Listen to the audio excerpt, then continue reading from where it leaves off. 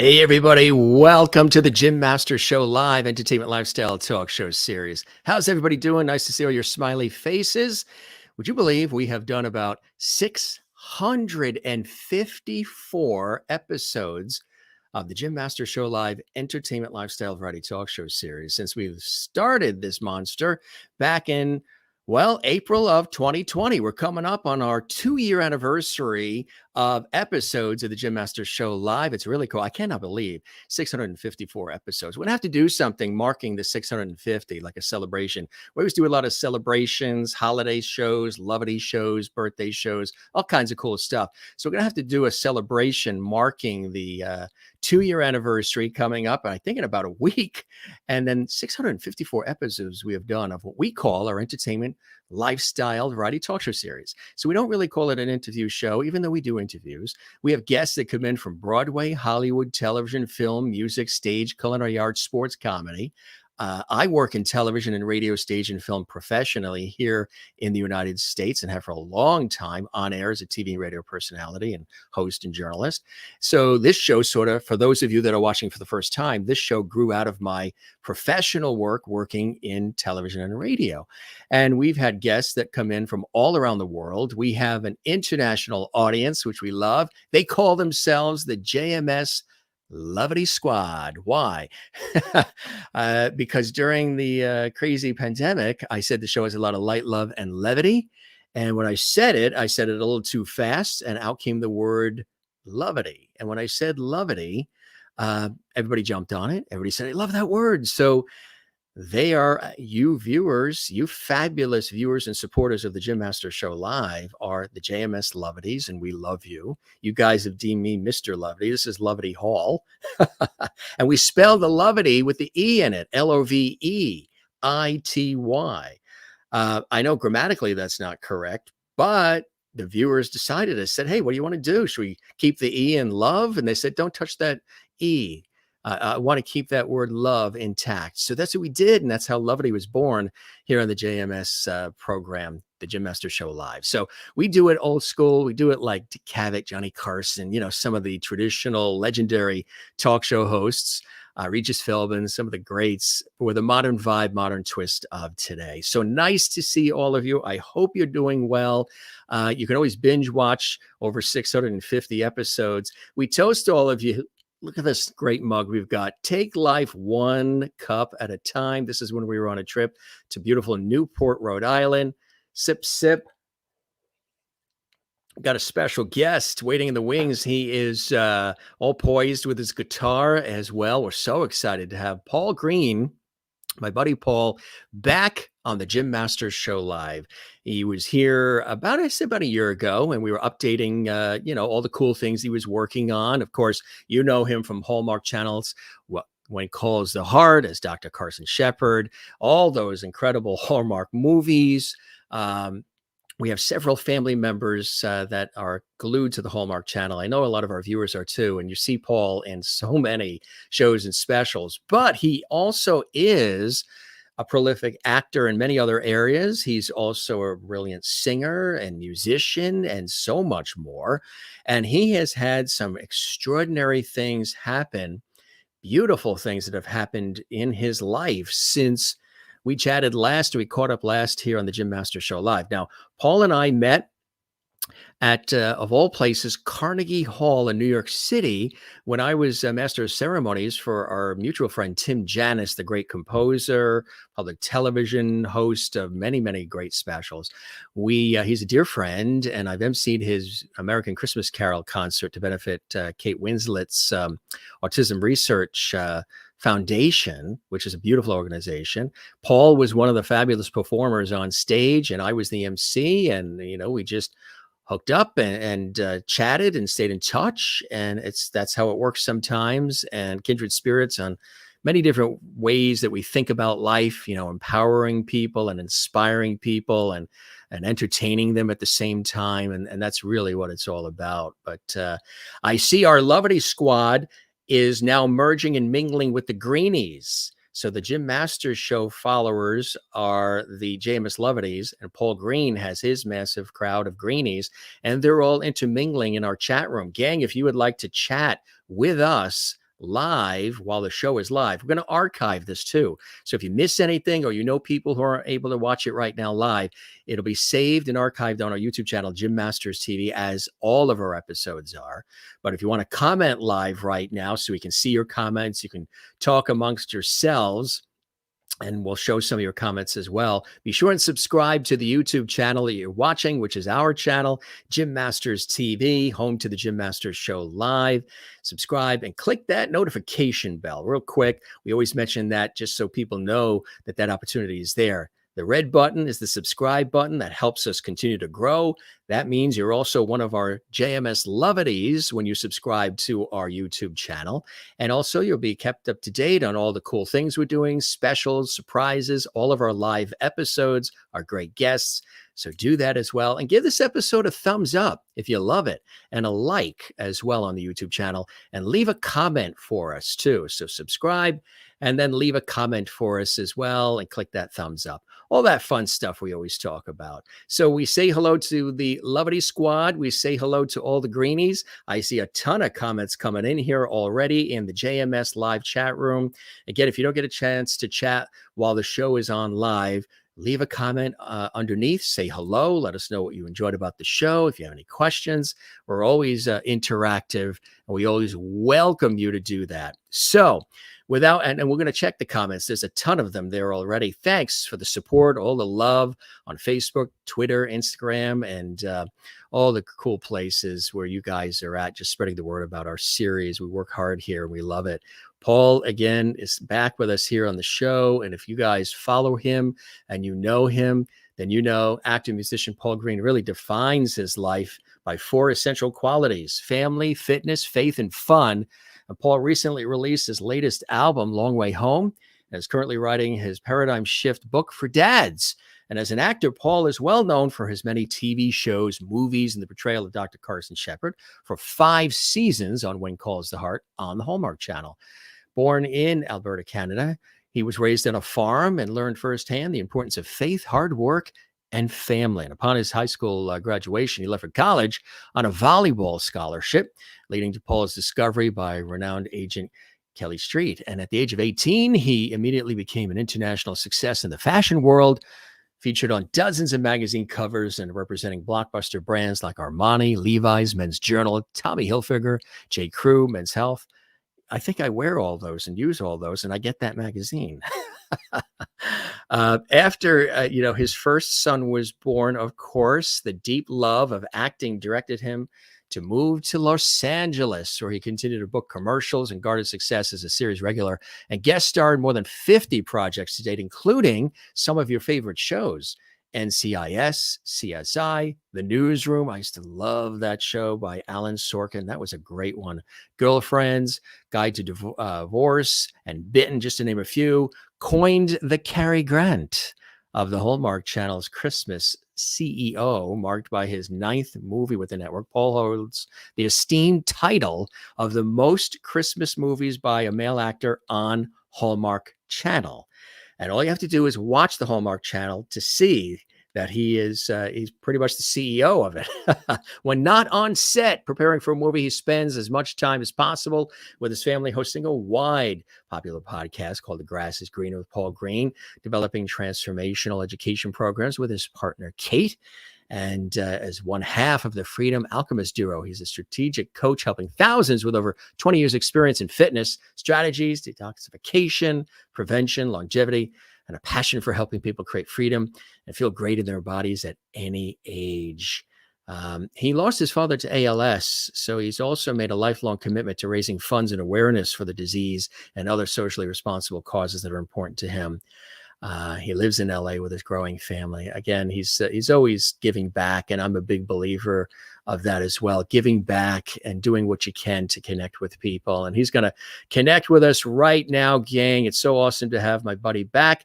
Thanks for all these great comments. We will take a look at some of them. If you'd like to comment, feel free. We're on right now and live and direct from LA in the green room. My buddy Paul Greene. Paul, welcome back to the show, my friend. How are you? I'm doing well, thanks. While you were in there, I was just farting around with my looper and like making sure my levels were good. I was like, "There's a small chance he can hear me But then I was like, I think he would stop me if he could hear me. It's good to see you, my man. So you've been going live every single day. Would you believe we have done, and again, this isn't even my full-time thing. I work in TV and radio and all. 600 and I believe this is 655 episodes live 7 days a week. And some TV shows, it takes 9 years to get to 650 episodes, but just been loving it. And, I'm a communicator, a conversationalist. I like to inspire and connect people, entertain them, as do you, Paul. That's what I love about your work, and really appreciate everything you do. You really like to connect deeply with people and, leave them feeling good about themselves. Because as we've learned the last couple of years since we chatted about a year ago. So, but, things were just starting to we were in the thick of it with the pandemic and all that. We've learned a lot about ourselves during that time. How about you? What are some of the things that you learned about yourself, Paul, during the last 2 years of this great pause and reflection and time to really take a look at our lives and see what we want to do going forward? Wow, I learned so much. Can you guys hear me okay? I'm just I'm looking in the comments. Some people are having an issue. Sorry, I see about 20 comments they can't hear Paul. Can you guys hear me now? They think you're low? I did turn it up, so hang on. Yeah, I hear you fine. Well, if you and I can hear each other, then they should be, right? Better, Just much better. Okay. Pump up that volume, right? I mean, you and I both started going live, I think, around I think mine was in April around 2020 as well. Maybe it was right around that time. Yes. And somehow I've done about 390, so it's almost like I've gone every other day. Last time you were by a nice warm fireplace, remember? Yeah, now there's like a light in the background that's like warm and toasty, but that's almost like a fireplace. I tell you, the stocks to have had purchased were ring lights, cameras, Purell, spin cycles, or like the home cycles. Yeah, a lot of people got those bikes. The Pelotons. Pelotons. The Pelotons. So how have you been? I mean, have you used this time? I mean, there's some great things we'll talk about that have happened in your life, but just as far as like an introspection and a look at yourself, a lot of people have been using this time to do that. What are some things that you learned about yourself during the downtime of it all? Well, I'm always in the inquiry, Jim. I'm always learning new things, and becoming a father again. Yes. Brought in some new reflection and raised the stakes on that, nurturing. Really, it's so interesting. When I first had Oliver, I was 30, and I was on a interesting part of my spiritual journey at the time. I was a very, very outspoken born-again Christian and was handing out tracts on the subway, and I had a mission, right, to tell everybody about God. And so I was present, but I was also very busy at the same time. And now here 18 years later, I feel like I'm in a different place, and I've grown in my relationship to God, and which is beautiful. I feel 100 times more present in some ways to my son, but it's not like in my 30s I was running around drinking or not present. I think I was still present, but in a different way. And then just doing this with my partner, Kate. And I'm just amazed at how much time I can spend looking at my son, like, and in his eyes. But, there's been lots of learning, Jim, especially around the fear, watching the world destroy itself with fear around whether it's from the input of fear, like whether it's the news that people are watching. Yeah. And I just chose to step aside and not watch the news. And I would tune in occasionally to some comedians like doing commentary on the news, so I kind of knew what was going on. But I took really good care of myself and did a couple different cleanses and did a bunch of research on how I could protect myself the very best way. And really, really and we, my partner Kate and I have a a course that we took people through that was a bit of a master class on their fitness and nutrition, and just sort of just reminding myself, and it allowed me to get really clear on what I believed around like prevention and taking care of myself from a physical place, and Yeah. and also a mental health way. You know, there's a lot of time spent alone, and which for me, I'm a very social animal. Yeah. I'm used to being out and getting a lot of interaction with people, and this was really quiet and spending a lot of time just with Kate and myself, especially when she was pregnant. And I didn't do When Calls the Heart this last year, so I was home for the entire pregnancy, which was the biggest gift of all time. Like, had I missed that 9 months of pregnancy filming When Calls the Heart, it would just be another season of a show that I would have been on, but missed such a special time. And I would put my mouth and my head down by her belly and om and sing and do all these things. And now when he hears my voice, it totally calms him down. So I wouldn't have given up any of that for doing another season on a show. And so it's the best thing that ever happened to me, this pandemic. And I know there's a lot of people that suffered. Yeah. And of course, work went down quite a bit because there was shut down filming. But it rebirthed my music. I wrote another album, went to Nashville, recorded another album. Yeah. Did almost 400 shows. I think it's close to 390 or 395 shows. And it wrote a bunch of new songs. So there's so many gifts that came from I guess some of the mandates of being forced to be at home and Yes. and quiet. And you know, there's a really interesting phenomenon with babies born during COVID, because they are only surrounded by the people that absolutely love them, and they don't have all this overwhelming like 100 relatives staring at them and like poking them, and like, so there's a name for it, and I forget what it's called, but this generation of babies born during this 2 years, there's a really, of course, people, you can focus on the negative, right? And be like, oh, they're not going to see their face because of masks. But I choose to look at the positive. The positive, right. And and from some of the articles I read, that these kids, because they're only around the few people that really, really love their parents and love them, they're going to have a much easier time integrating, just in the sense that kids can get overwhelmed really quickly, especially newborns. And we didn't see anybody for 40 days after Austin was born. Nobody. Not for COVID, but following a bit of an Ayurvedic and First Nations principle of keeping that 40 days sacred for the three of us. Right. That's beautiful. That's absolutely beautiful that you did it in that way. You know, a lot of people, they did take this time to really look inward and sort of not just hunker down, but find creative ways to still stay connected, as you have, as I have as well, while still doing, you know, the work that calls us, when calls the heart. So still having the opportunity to stay connected, but so many people have also reinvented themselves in so many different ways. Like, you see a lot of people have just totally changed what they're doing, what they want to do with their life. And they've just really sort of wanted to do things that really touch people's lives and inspire. I think that's such a cool thing, you know, isn't it?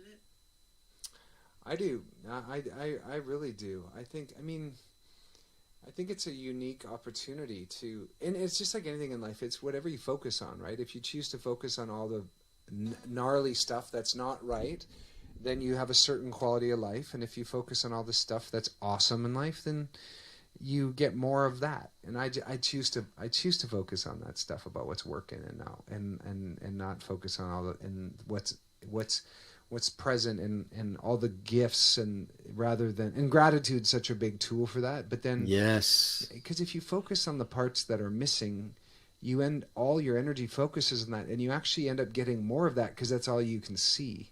Yes. And I find when you focus on all the gifts, you get more of those gifts, or at the very least, you're present to all the miracles in your life, which is what I think, and that's what Kate and I teach in these courses too. She's a Tony Robbins strategic intervention coach, and then and an NLP. She has her master's in NLP, which is neuro-linguistic programming. And Yes, I've interviewed a lot of people in my professional work who do all that work, and have you? I'm in tune with that and with EFT tapping and all these Uh-huh. incredible things, and mindfulness, emotional intelligence. I Sure. love those conversations. I love that stuff. Me too, man. I say that if you take fear out of the equation, no matter what your beliefs are, like things that are outside of what you're used to or the traditions that you're used to shouldn't scare you. You could at least be interested in them, and at the very least not judge other people for doing things like whatever tapping or every culture and every religion has different traditions that are gorgeous and really are part of their tradition. But I'm someone that's curious about all of it, Yes. and I'm inspired by all of it, and I use it to cultivate my own relationship to God, rather than be like, that's just for that, and I don't want anything to do with that. I'd rather discover and learn something new about myself through a slightly different perspective. Exactly right. Yes. And Yes. that's, when you get a chance to do that, it's beautiful. How has any of that sort of morphed into your work going forward, into the music, into the projects that you're working on, things you want to do going forward? A lot of what you just described, this sort of self-exploration. I think it's just allowing life and like allowing life to unfold in a certain way. And I still make plans and I have goals and I have like a clear vision of where I'm headed, but it's sort of like is there's a bit of an art of allowing when certain things happen, and you can either resist them or you can stand in it and be like, this is happening in my life, and and seeing it again as a gift. And whether that's like, for example, having so little acting work in this last year, Yeah. it if I focused on that, it could be looked as a bad year. But in other ways, there's been so many other amazing gifts as a result of not acting as much as I usually do in this last year. But it's, I don't see much separation between any of it. Like my work is my play, and my play is my work. So I can bring these, I guess, philosophies or ways of thinking into my work. But my work for me, Jim, is fun. So there's very little distinction for me between work and play. Right. I don't necessarily go, I need to bring this into my work, because a lot of times I choose to do things that I really enjoy. So even my work doesn't necessarily feel like it. Right, exactly. It's all part of an extension of who you are. A lot of people who've come through this show, actors, singers, musicians, just a lot of different people who are usually on tour, people who are out there doing their thing on stage or in studios. A lot of them said that they actually enjoyed this pause because usually they're being pulled in a million different directions, and they never get a chance to stop and breathe and spend the time with the family and listen to vinyl records, or just do the hobby they want to do, or finish the book they want to write, plant the Mm-hmm. garden, whatever it is. And that during this time, they've been able to seize some of that. So for some of the folks who are normally, out there grinding, uh, they actually enjoyed the time to breathe and reconnect with who they are. I know I have done that, and it sounds like you have done that as well. Yeah, yeah. And I mean, I'm sure there's a lot of kids that their parents worked so much, and then this last 2 years, or at least year and a half, their parents were home, Yeah. and a lot of kids would have got to experience like actually having a father at home. And I'm sure for a lot of people, like, I mean, my podcast was born during this pandemic. A new album, the the actual decision for me to continue writing the book and digging into the book and really shaping it. And I do a virtual acting class. I do virtual singing class. So there's so many things that um, my life's expanded at least 5x or 10x from before, in terms of the richness of experiences, because there's so many cool things that have come out of the contraction that looked like contraction, but it's actually birthed a lot of space and a lot of expansion, which was, I guess, and I'm with you. Like, I loved when they're like, you can't go anywhere except for to the grocery store. Other than the part of I hate being told what to do, just as a human being, I have a serious rebellious streak. I loved knowing I didn't have to go. I didn't have any auditions for a while. I didn't have any meetings. I just could just be with Kate and with, and then, she wasn't pregnant the whole time. But we actually lost a baby last Christmas. Yeah. There was Kate had a miscarriage, and that was kind of the beginning of, I guess, the pandemic. That baby would have been born kind of at the beginning of it, just her first miscarriage, and miscarriages do happen quite a bit in first time pregnancies. But so we went through all that, and Kate was we went through it very gracefully, and but it really showed us that we were ready to create a family. And then we were gifted with another little guy. I think they're called rainbow children, when the ones that come right after a miscarriage. Yeah. Yes. What a gift, huh? What an absolute gift. And such a beautiful thing that has happened. It's in such an unusual time, I've got a photo here calling it up. I hear a collective between the Lovitys and the Greenies here. They're all saying around the world. When you see this photo, my friend, I mean, it's hard to even put in words for you, I'm sure. I mean, it's just, yeah. Exactly, right? It is so, he's so delightful. I mean, he sleeps like a champion. Yeah. Kate was really, really, really aware during the pregnancy of keeping herself from working very much, and very low cortisol, which is one of the gifts of COVID as well, just being young. And we had home practices, like we have Pilates machines and a massage chair, and we have a roof deck, so we were never like confined to like a small little area. But Kate was very, and in studying NLP, she's also incredibly connected to the conversation of some of the Carl Jungian childhood trauma perspective and conversation. Yes. And so,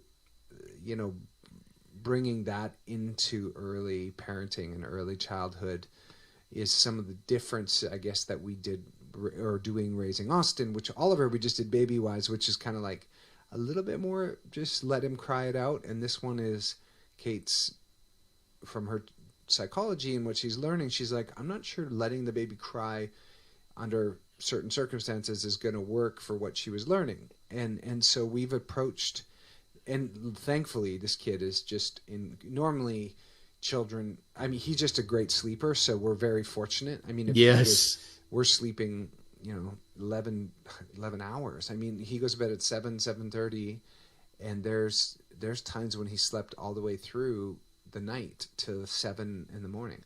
And so it's not, he's not really needing us to schedule him, because he rubs his eyes and we go to put him down and he goes to sleep. So we're kind of, whereas, so there's a bit of a slightly different parenting approach this time, a little bit more of Kate's psychology and early childhood development and trauma, to make certain that his needs are met, especially this first 3 months. Some of the new research is that it's actually the fourth trimester, which is like a fourth quarter, I guess. But like, our heads are so big as humans that we have to come out, but our bodies aren't developed. I mean, think of every other animal; they come out and they can move around, like they can, they can walk around, and they can like not fight or eat or kill yet. But most animals, some, if they have to fall, like a giraffe has to fall something like 9 feet, and if it doesn't survive, it doesn't survive. But us in our big heads, we have to come out early, and so that 4 months outside of the womb, we were really careful to treat it similarly to a fourth trimester. Yeah. And extra nurturing and making certain that there's just a great deal of love and connection there. It's really, really special. How'd you decide on the name? That's always a difficult thing too. Or did you already have that idea prior? Well, it's Kate's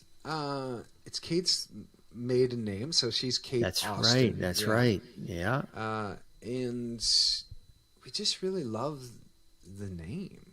Yeah. Austin. It's also a sit town that we both really like, but it's named after her maiden name. Yeah. That is really cool. What a great shot that is, huh? That's pure joy. That's like day 3. I mean, he was not even a week there, I don't think. Wow. Yeah. It's another cool one. Look at that. Yeah. He came Cool, out huh? with really big hands and feet. He's grown significantly. He's almost 15 pounds or 14 and a half pounds now. So he's definitely growing. Wow. That's really cool. That's fantastic. Such joy, these are really beautiful shots here we've got. Yeah. Mm. This is a Yeah. great one too.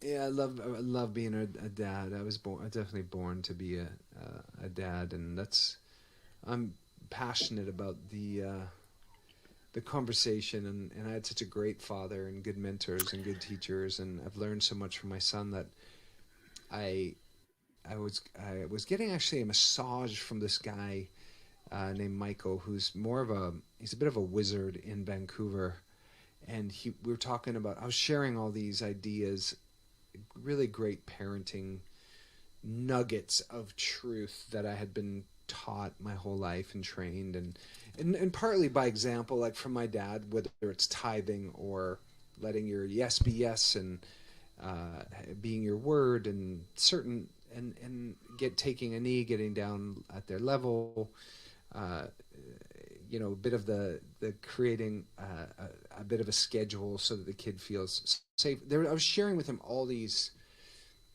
really powerful communication tools that I had learned from my teacher Kathy, and from my coach Larry, and my own father and my son. And he's like, you should do a deck of cards.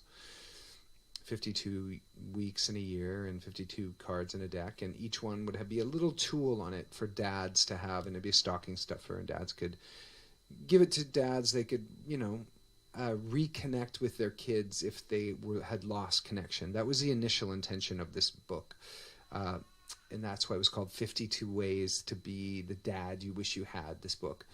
And then it sort of evolved into a bit of an Ernest Hemingway sized handbook for dads, like a little leather-bound book that a dad would feel okay about having in his truck. And men aren't necessarily into personal development, like not as a whole, not as a group. Maybe Right. they're becoming a little bit more, I would say, but it's not necessarily. And so I wanted to. There's a big gap, Jim. Also in prison, there's millions and millions of fathers in there that didn't have fathers, and they have no idea how to be a father. And I wanted a bit of a book to be like, here's a bit of a tool book, here's a bit of a handbook that if you didn't have the example of a good dad, but you want to be a good dad, here's some of the things that have helped me. And I'm not from the perspective of an expert, but just as somebody who's really benefited a lot from these tools. And they're fun, and they're funny, and they're kind of and they're some of them are a little bit ridiculous, but they're and so it's turned itself into a bit of a book, and I guess we're on the second draft, and getting close. It takes, there's a lot going on, so it takes me to really structure myself to get down to finish it, but we're getting there. Right. I mean, the writing process can be very intense. It could also be therapeutic and cathartic. How did you get yourself started? Some people say the hardest thing to do is to get the first few words on paper. Others say it's to know when the book or the journal or whatever it is done, and know when to put the period on the sentence at the end. For you, how did you get started? How did you get it really rolling? Well, right when Michael shared with me the idea, I started putting notes this is maybe 3 years ago, notes in my phone, And then when I would have time, I would expand them a little bit. And then when I hired Ruth as my assistant, I told her that it was something I wanted to get a priority around, and she helped me structure the chapters in a way that would make some more sense, and helped me kind of bring some of the language to it. And then I've been expanding it when I have time, and then she's been editing it and sort of helping keep me accountable to some of our deadlines, which tend to keep moving as time keeps going on. But yeah, it's tricky. I'm also, in the creative process is one of those things too. It's almost like inspiration. It comes in waves a little bit, and I either get really inspired and then crank out a lot, and then it's almost like, and it's then I'm focused on maybe writing music or doing something else. Or yeah. How did you, for folks watching for the first time, and they're like, I've seen that guy on TV. He's all over Hallmark. How did the whole I don't know if I ever asked this question. How did the whole Hallmark Channel for you, that relationship start where you became, one of the faces of that network in a prolific way with all the Christmas movies and, of course, When Calls the Heart, that fabulous series that everybody loves. And a matter of fact, when you took that time off to be with the family, I don't know what news headlines were more prevalent, what's going on in Washington, D.C., or what's going on with what One Calls the Heart. Wow, I mean, I think those news stories were pretty equal. Especially if you're a Hardy, that's for sure true. Yeah. Or somebody who cares about the Hallmark channel in general.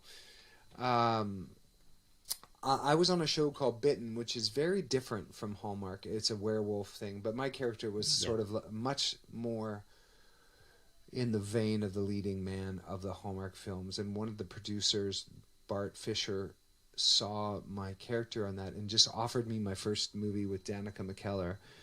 And then when I was on that, the director I was working with was Ron Oliver, and him and I hit it off so well that he quickly brought me back a month later to do my first movie with Candace Cameron, which was called Christmas Detour. Mm-hmm. And then they brought me back 4 months later for Lacey Chabert. And so I ended up working with the three heavy hitters in the first year. And I think I had 3 movies in my first year. And then it's just been... and then When Calls a Heart, they offered me a couple... They actually wanted me to audition for something. And I said, I'm not going to audition. I said, you can offer me it. And it was just one of those moments where I wanted to separate myself from all the other people maybe auditioning for When Calls a Heart. So I said, you guys just saw me do 4 movies for you. You can offer me this role. And they gave me 2 roles. And I was like, I prefer the doctor over the other character Niall had, which was one of the kids' dads. And I don't think that storyline really had as much going for it as this one did. So I chose the doctor, and I guess at 5 seasons that I was on there for, and I'm not sure if it's over. I'm not sure if they're going to bring me back. Everything's so in such flux over there. They've had a lot of changes. There in the ranks and in the audience and in the distribution and all kinds of things. So I'm not sure, how many more movies I'll do with them or how many more One Calls a Heart or other series, but I'm open to it. I really they've been my family for almost 8 years now. Yeah. And been very loyal. And how has that show really changed the dynamic for you? Obviously, the exposure is tremendous. The following, like you say, the Hardys there, and it's a great character to have played. Great storylines, positivity, wholesome, which is fantastic. From your perspective, when you look at it, how much of an impact has that series and being a part of a network series like that been for you in your life? Well, that's a great question. Financially, it's been nice because it's have consistent work for 5 years as an actor that's always a plus. is rare. Yes, that's never promised. Yeah. No, and it's a big bonus to know that you actually have a paycheck and that you have a family, a work family. Hallmark hasn't necessarily been that impactful on the other side of my career, meaning it has offered me a couple, like, Tim Janis the movie I did with Tim, Yeah. Uh, the Buttons with yeah, Buttons. with I Dick think Van Dyke and that came as a result of When Calls a Heart, as not When Calls a Heart, my movies on Hallmark.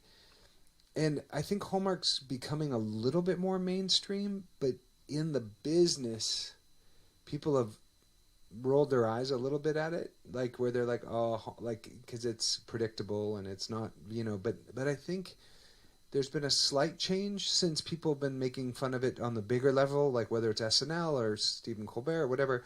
It's almost become a cultural meme. So it hasn't hurt my career, but it hasn't it's not like it's feeding, like NBC, ABC, CBS. They're not like knocking down the door saying, we loved all your Hallmark movies and When Calls a Heart, we're going to offer you. Whereas if I was on a series on NBC, all the other networks would be, it's a different thing. So Hallmark is its own little universe a little bit. Yeah, kind of like Lifetime is.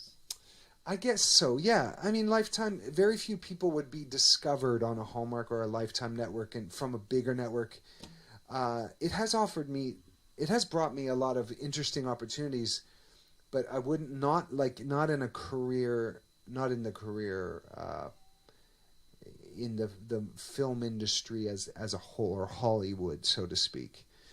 It's really almost like its own universe, and it is. You have to work hard to break out of the mold to be seen as something other than that. Like, there's more. It's created opportunities, and it's also created some obstacles. But in the Stoic tradition, the obstacle is the way. So the thing that hinders the task is the task. So I'm looking always for the thing that seems like it's an obstacle, and looking for the gift that it's bringing. And so I have no doubt that it's a net sum gain, but there's certainly some industry challenges to being only in a Hallmark universe. And I've been on contract, so not able to do certain other things. And there was a really cool Christmas movie that I was offered that was Netflix, and I couldn't do it.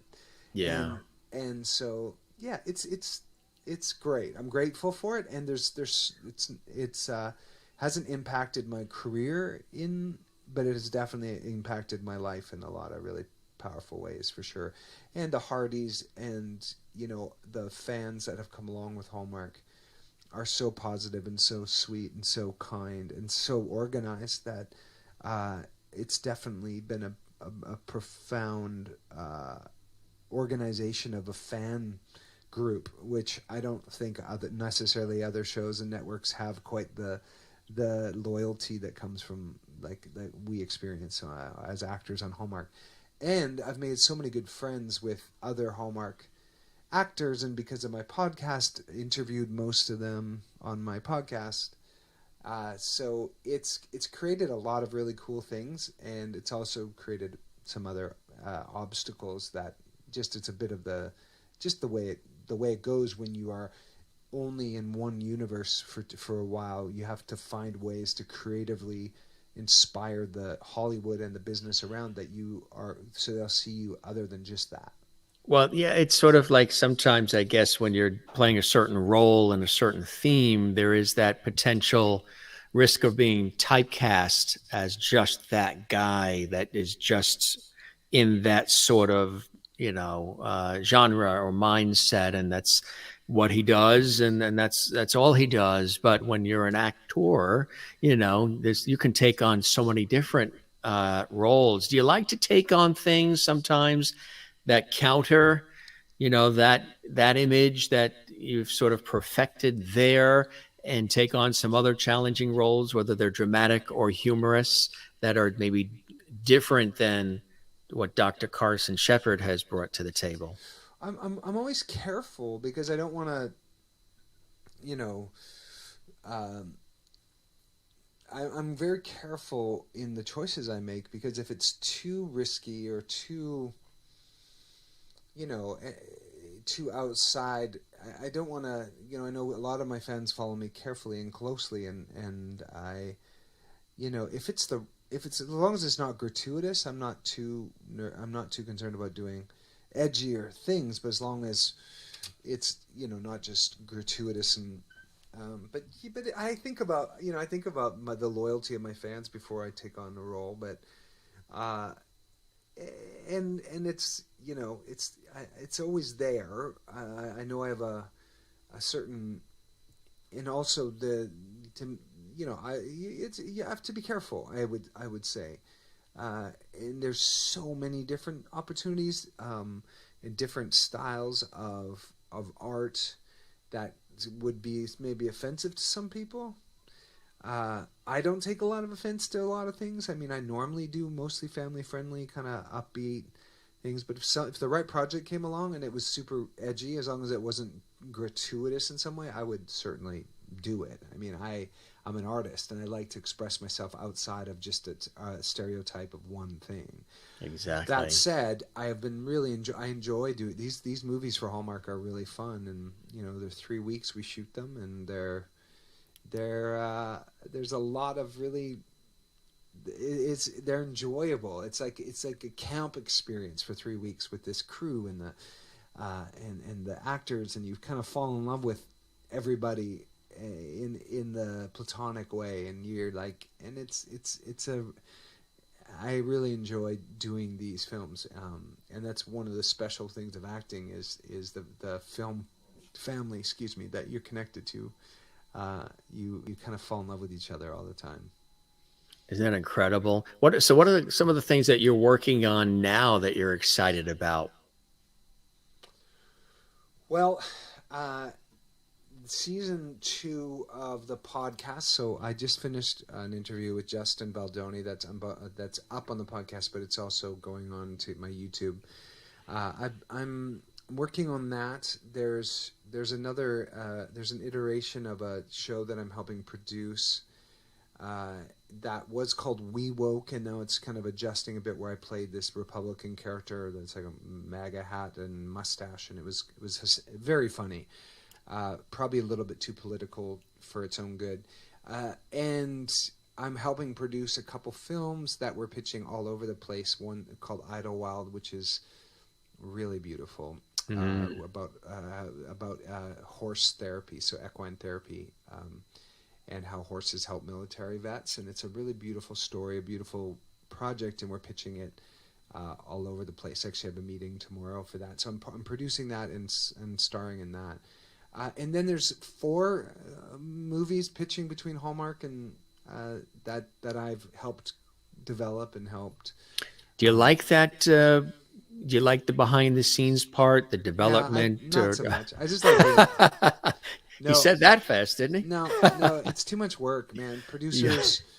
Writers, directors, producer, directing is even hard. I shadowed a couple directors a couple times, and I'm like, oh my gosh, nobody works harder than the director, maybe the writer. And if I was to write, direct, and star in something, I was like, I would have no relationship with not just my physical body, but how do you have the schedule to then carve out like your health, your mental health, your spiritual health, your family life, and be really good at your art, and I just don't understand how, like, when I hear somebody's an actor, writer, director, my hat goes off to them. Like, I've directed a couple shorts, which I'm really excited about.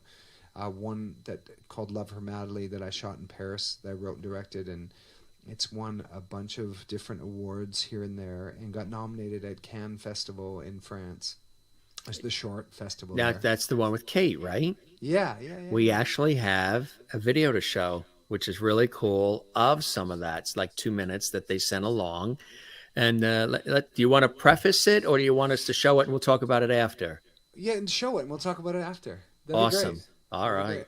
Jim Masters Show live worldwide. Keep the comments coming. So cool to have everybody here internationally. My buddy Paul Greene is here, positioned where he loves to be, in this home with his family, with the guitar. Doesn't get any better than that. Here's that clip, folks. Enjoy, and we'll be back on the Jim Masters Show Live.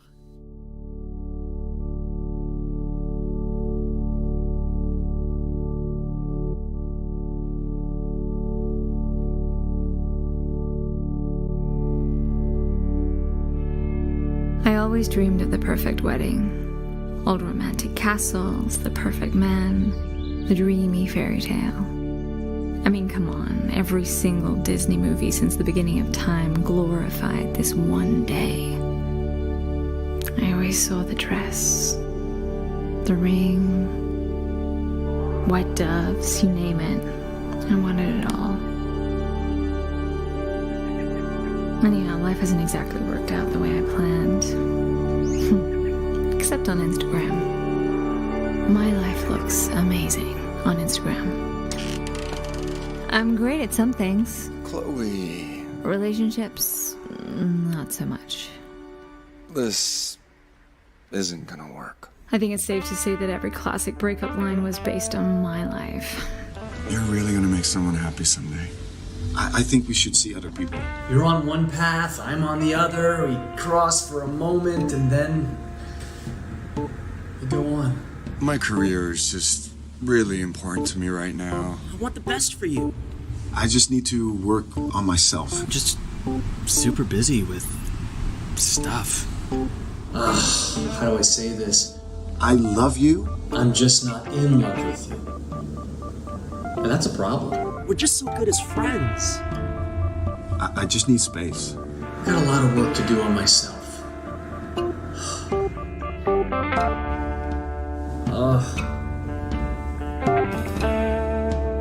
It's not you. It's not you. It's not you. It's not you. It's me.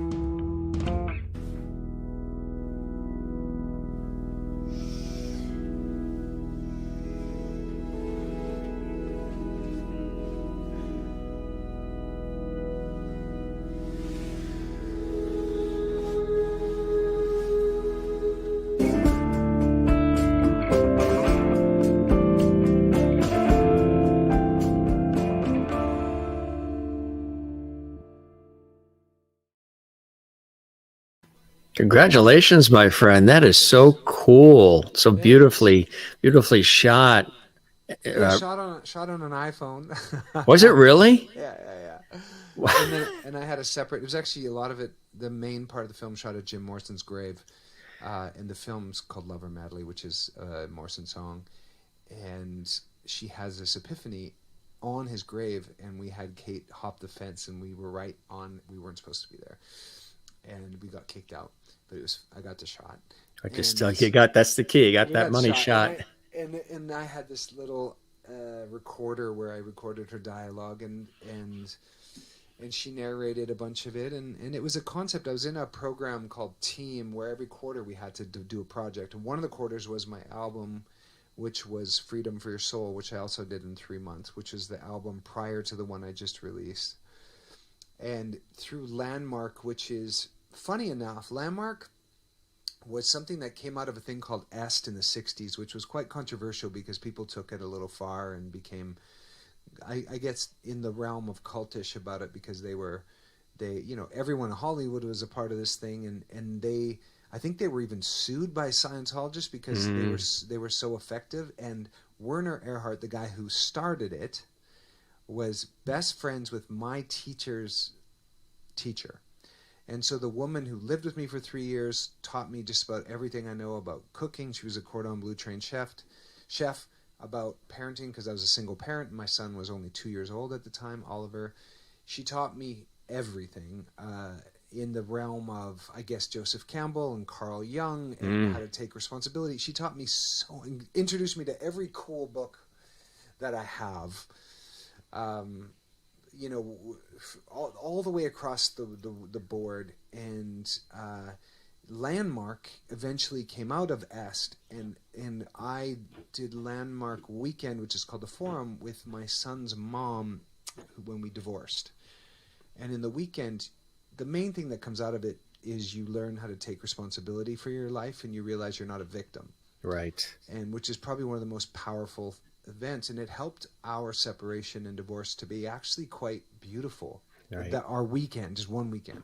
And then 15 years later comes around and I get invited to a workshop, and the workshop was called the Invented Life Seminar. And what made me go was, on the piece of paper it said, the you know yourself to be may not actually be who you really are.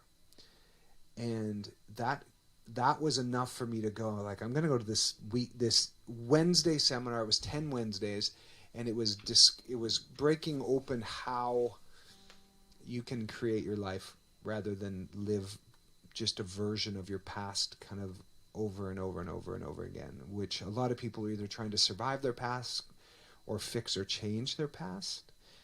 And this whole seminar was 10 weeks of, no, you can invent your future now from nothing. It doesn't have to be based on your past. You can just create something cool with your life. And then there was a year program called Team, which is, out of Team came Doctors Without Borders, came Lululemon, came so many cool companies out of just doing what I did. And out of mine came this film, and I helped launch a financial company in Canada in one of my other quarters, like helped them with their some of their social media, and also was just a part of the launch of this really unique financial plan. And then the short film, and then doing a whole album. And so every quarter you had to do this project. And the other project I did was I did an ALS fundraiser. Yeah. That everybody came to, Candace Cameron and all the Hallmark people, and we raised, I think, close to $150,000 for ALS through this art show. And that was a project through this, learning how to sort of create a nonprofit and how to create events, but do it with teams, so you're not the hero, victim, martyr. Like, how do you how do you do it in a way that you're not exhausted and you're not like, oh, I'm so stressed? No, you're like, how do you do it with team, and how do you create the energy and the, like, a movement around something, and touch, move, and inspire people that already want to sort of do what you're doing, and you give them the vehicle to help do it. And I learned so much through that, and it's actually given us many of the tools that Kate and I teach about in our program. But there's so much synchronicity around some of the training that Kate and I did, because not only did it help me with my divorce to my son's mom to be more of a conscious uncoupling and more of in a love space rather than me making her wrong or making her pay. And then the serendipity was, my teacher's teacher was the guy that founded the whole thing's friend. And so there was a lot of crossover in some of the psychology, and introduced me to a lot of concepts that I are kind of the bedrocks and the anchor of the way I think today.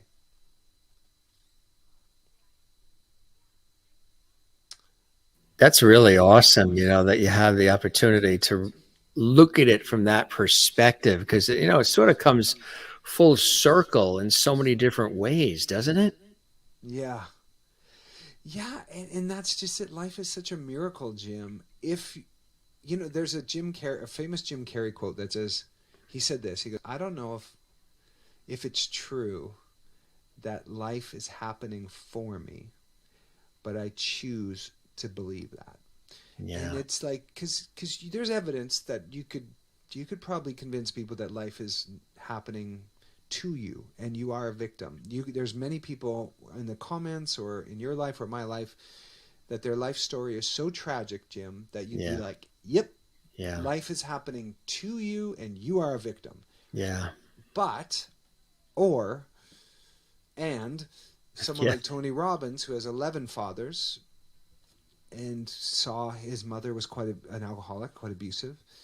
He at many choices in his life made decisions that life was happening for him, and he's not a victim, and he created something out of what many people would have probably it would have given a lot of people an excuse to just live a very small life because they were abused or victimized in some way. And it's a remarkable thing, Jim, that some people take adversity and turn it into victory and into triumph, and others when something bad happens, it can totally destroy their life. Yeah. And I'm really interested in discovering why that is. Yeah. And with the few tools that I have, give people a bit of a shot at creating a life that they love, rather than being a victim and in a loop of over and over repeating their past. Where do you think that comes from, Paul? From your own experiences and things that you've dealt with yourself, this desire, because a lot of times people that really love inspiring and empowering other people have gone through things in their own life where they've had to get that themselves, or sort of rustle it up themselves. For you, where do you think that deepness, the spirituality, the depth, the understanding of the human condition, which like I said, I'm really in tune with all of that type of stuff 24/7. Where do you think it comes from for you? That's a good question. I mean, I've had my share of squirrely things happen. By no means, if, I don't try to compare myself to anybody else, which is a fool's errand. You only want to compare yourself to who you used to be, rather than comparing yourself to others anyway. But I've had, my divorce and the situation with my son's mom, and there's a bunch of things in there that I could have told the story and been the victim for a very long time, and I realized that it was taking away all my power. Telling my story over and over again was taking away my ability to create, and it was just sucking my power every time I told this story that proved that I was a victim. And I could convince people that I was a victim and wronged, but it left me with nothing. It left me with no power. So, I grew up very strong in faith, and I grew up, when in my most intense, I would say, born again phase. I had a mission, and I was, I had a mission for God to tell people about Jesus, and that was my life for almost a decade. So I've always had this DNA of doing my best to have my life make a difference, Jim, or matter in some way, that when people leave me, or when I leave the planet, that their lives were touched in some way. And that's always mattered to me, that the whatever purpose I'm here for, that if I can point people in the direction where they can make a beautiful life for themselves, then I feel like I will have done a good job. And or at the very least, remind people that they can enjoy their life, because I've been gifted with this ability to really have fun in life. Like, even when things happen that aren't so great, there's this like spark of fun and adventure and magic that sort of was just in me from a little boy. And I feel like it's my job to help people discover that in themselves, that there's a way to have fun, even if things that you're going through aren't that fun. It's not like I'm perfect. I get frustrated and I get annoyed with things all the time, but I know I do have the tools, and I do know that how good life is, and what it feels like to really enjoy life. So I feel like a part of my mission is to remind people who they are, and remind people that they can actually enjoy this short time between the time they're born and the time they die. Yeah. That it doesn't have to be misery. And because there's people that are in Vietnam, or people that are in India, or in Thailand, or in Ukraine, that have zero. And they may have just lost somebody that they love to something very tragic. Yeah. And we complain more about our Wi-Fi or our Netflix problems, right. or our government, or our mandates, or our vaccine. It's all nonsense. It's all nonsense, and yet we're unhappy. I drive through Beverly Hills, and there's someone in a $200,000 Range Rover, and they have a resting bee face. I'm like, that person looks so miserable, and there's very, many wealthy people that are very happy. I'm not saying that it's that, but I'm saying that no matter what amount of money you have or circumstance, I think there's a possibility to be joyful. And when I was in Thailand or Vietnam, these are all places I've spent time, and India, there's so much joy in people. And when you come back off the plane to New York or to Dallas or wherever you get off the plane, or LA, it's jarring to see the unhappiness in a land that Isn't has it? so much. I say that all the time, and one of the gifts is to leave. Like anytime I've gone for television work outside of the country, we've gone to Greece, Italy, Amsterdam, different places for television work. You sort of fall in love with the culture and where you are at the time, because you're excited, you're curious, you try the foods, you look at the visuals, the beautiful historical nature of where you are. But then it gives you a reappreciation of home and some of the conveniences and the ease and the freedoms and the things that we have, that, especially here in North America, I'd say, United States and Canada being such close sister countries, that other parts of the world don't even remotely have an inch close in nature to what we have. And yet people complain about so many different basic, nutty, crazy things like the Wi-Fi and then this, and when there are people who don't even have water and food right now. They're in hospitals, and tonight's their last night on the planet. And, people in wheelchairs. This is, if you want to level it out, just go visit a hospital, a children's hospital or something, and suddenly your Wi-Fi issues or the flat you got driving on the highway isn't as big a deal. I've always been like that. I've never been somebody who gets hung up on all that kind of stuff, because the bigger picture is really more important. The simple things in life are essential, but the bigger picture wrapped around that is paramount. And oftentimes we forget that. It's easy to forget. And I think that's a part of the thing, what makes us human too, is we forget and then we remember again. And a big part of the beauty of the spiritual journey is we lose our way a little bit, and then we remember who we are, which is love, and we remember that we're children of God, and then we can kind of find our way back from being lost. But I think it's just a part of the mythology of being a human, is we forget how good we have it and who we are, and then we remember again. And it's that journey from forgetting to remembering where the beauty is, and the journey back home. And it's not like you get there and you stay there. We forget again, and it's sometimes we treat people in a way that they might not deserve to be treated, like poorly, and then we wake up to it, and then we can apologize, and then we can remember to be courteous and not disrespectful. So I think there's the spiritual journey for me is so much about waking up and remembering, and then the crazy thing about being a human is we forget all the time, and then we remember again. And that's why I have practices that help me remember. Sometimes it's meditation, it's yoga, or some of the books I read, and prayer, and I walk. And these are pauses or punctuation in the busy run-on sentence that can sometimes be life, where I create intentional pauses between the notes or between the words, so that there's a little bit of remembering, and rather than just go, do, just a little bit more being, rather than just doing all the time.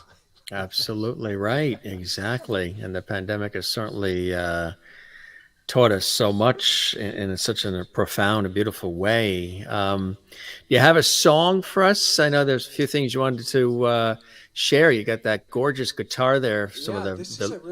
They're loving this conversation. I mean, they're absolutely loving it. You're such a great listener, Jim. I just want to acknowledge you for a minute. So you ask really beautiful questions, and then you also listen in a way that allows me to fully be self-expressed and get all the way through my thought. And your skills in these 600 episodes, man, you've really, and I know you've had so many years on PBS, I'm sure, but I just want to acknowledge you for that. Really, really, it's easy to, your listening allows me to be fully expressed and actually go unpack thoughts in new ways and not feel like I have to get to the point. Like you're giving me the space to kind of unravel some thoughts that I haven't had in a while. So I really appreciate that. My pleasure. It's what's happening. I hear it all the time in my professional work too. And it's, as I'm listening, I'm learning. So I'm looking for those little nuggets of connection with what you're saying and relatability with what you're saying. Gee, wow, that's how he handled that. Or gee, that's how he thinks about it. Or gee, that's what he dealt with. So I may casually ask the question. That's why I don't call these interviews. I call them conversations. And I'm intently listening because I'm a feeler. I'm a why person. My first question is always why. And I like to feel everything. So, I can feel the vibe. I can feel the various, nuances of where you're headed and where you're going and sort of keep the train on the track, but do it in a way that's sort of quietly doing it. All the cylinders are firing. I know everything that's going on around me right now, but there's a ease that takes over that allows me to just really super focus on you, on what our viewers are saying, and I love it. So I really appreciate those words. And my father has always said, my Irish dad has always said, whenever, and I mentioned it a few times on the show and my professional work, whenever anybody says something nice and kind to you, ask them to please put it in writing and address it management. Yeah, exactly. Well, I feel like you're your own boss anyway. So with this show, yeah. Others maybe not, but with this show, yeah. I love that. Cool stuff, huh? Yeah, So well, I'm looking in the comments to see what song my Greenies would like to hear. They definitely have, and I just want to do a quick sound check to make sure that, yes, that we're not going to blow out your levels. And I have a little that should be loud. I have a little looper that, let me see if I can make it. So let's see.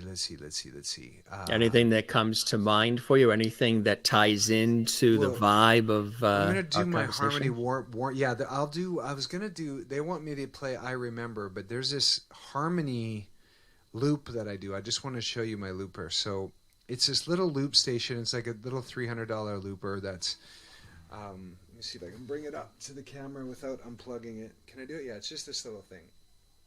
And so when I press this, let me see. I could be brown, I could be blue, I could be violet sky, I could be hurtful, I could be purple, I could be anything you like. I could be brown, I could be blue, I could be violet sky, I could be hurtful, I could be purple, I could be anything you like. I could be brown, I could be blue, I could be violet sky, I could be hurtful, I could be purple, I could be anything you like. I could be brown, I could be blue, I could be violet sky, I could be hurtful, I could be purple, I could be anything you like. I could be brown, I could be blue, I could be violet sky, I could be hurtful, I could be purple, I could be anything you like. I could be brown, I could be blue, I could be violet sky, I could be hurtful, I could be purple, I could be anything you like. I could be brown, I could be blue, I could be violet sky, I could be hurtful, I could be purple, I could be anything you like. And then I stop it. So isn't that thing cool? Didn't you wish you had one of those when you were a kid? Yeah, I know. It's taken cool. me hundreds of concerts to figure it out, though. It looks easy, but it is a bear, man. You just created an entire choir. Yeah, you create a whole orchestra. Yeah. Yes. So I create beats. Like I go with this.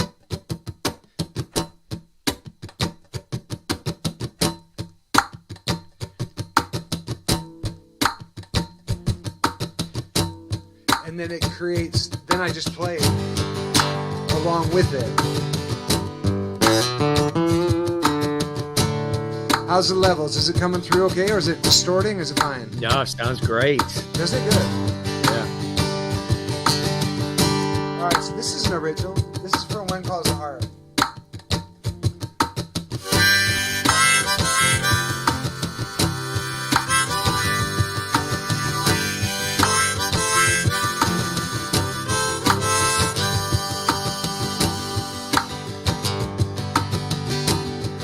Time goes by so slowly, and I miss her right next to me. She moves like the wind blowing, rolling all the waves in the sea. You're the one for me, made a blind man see. You're the one I love, you're the one I love. You're the one for me, made a blind man see. You're the one I love, you're the one I love. Waves of time rolling on my mind. Waves of time rolling on my mind.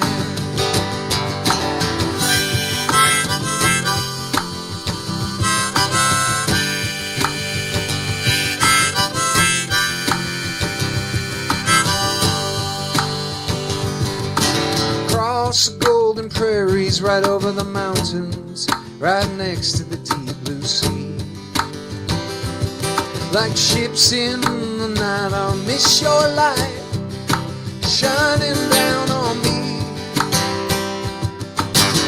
You're the one for me, made a blind man see. You're the one I love, you're the one I love.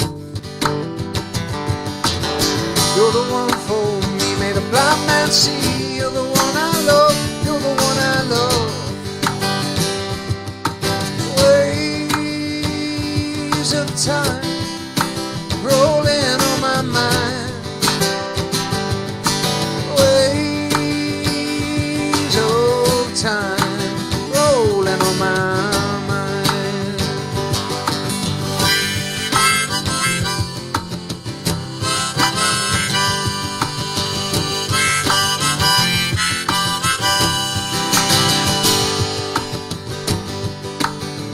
Counting the days for you to come back home.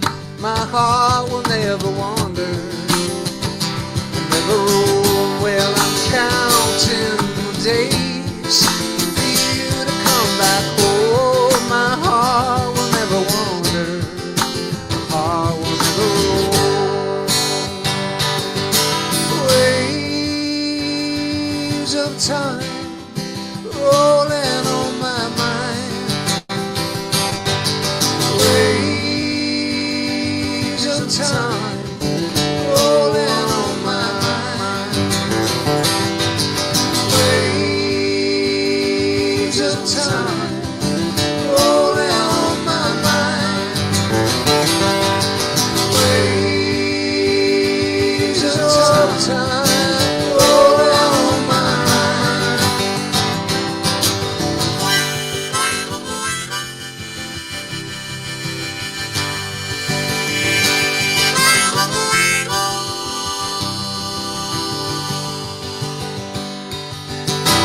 You're the one for me, made a blind man see. You're the one I love, you're the one I love. You're the one for me, made a blind man see. You're the one I love, you're the one I love. You're the one for me, made a blind man see. You're the one I love, you're the one I love. You're the one for me, made a blind man see. You're the one I love, you're the one I love. You're the one for me, made a blind man see. You're the one I love, you're the one I love. You're the one for me, made a blind man see. You're the one I love, you're the one I love.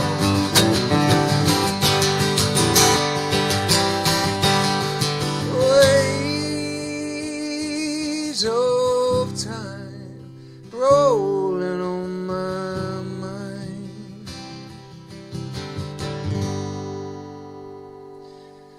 So that's a song that I wrote for, thanks, Anne. Yeah, so there's a song that I should play for you that's on the charts that actually Paula Waters wrote, sent me lyrics to, and I put some words to it, or some music to it. I sometimes put my own words to it too. And it's what number is it on the country charts right now? I think it's number 6 or 7. I think. Wow. I'm asking in the charts now. Yeah. Isn't that cool? So I can create harmonies, Jim. That's cool. And beats, and that way I can play a 2-hour concert and have so much fun. If I was just playing my guitar, I probably wouldn't last like a half hour, just because it's fine, but it's not as fun as creating the entire orchestra. Exactly right. Yeah. And harmonies, and it's really been a massive growth in my musicality, and my so currently this next song is at number 6 on the country charts in Canada, and all these amazing Greenies watching who are giving you super stickers right now. Thank you. Oh, that's awesome. Thank you, gang. We love that. Yeah. Cool stuff. This is called Plea of an Angel, and at the time, do you know who Coulter Wall is? Have you heard Oh, of him? yeah, sure. Okay, so at the time, I was really messing with like a lot of his stuff.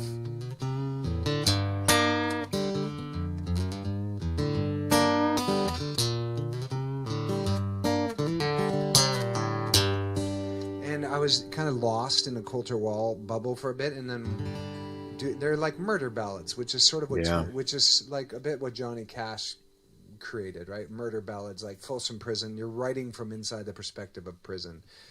So Paul sent me these lyrics, and I was like, let me give it a shot. And so we're going to find out in a day or two if it's Jeanette always votes, Tracy always votes, to see if it gets in the top 5 or maybe even number 1. But this is called Plea of an Angel, and it's a beautiful song from about a redemption song and that's the cool thing about the collaboration. This isn't something I did on my own. This is came to me through a fan who's been a huge support and actually helped me get the song I Remember on the country charts that got up to number 6, which is a song that I wrote about my dad and growing up on the farm in Canada. So this is a Plea of an Angel, if I may. Do I have time? You got plenty of time, my friend. Put a pot of coffee on, folks. Paul's in the house. All right. And then I'll probably end with I Remember, which is, that feeds into our conversation about sort of remembering. Our conversation about remembering about who we are, Absolutely. Kindness, empathy, all of it, my friend. Yeah. All right, so this is a Plea of an Angel. You got it.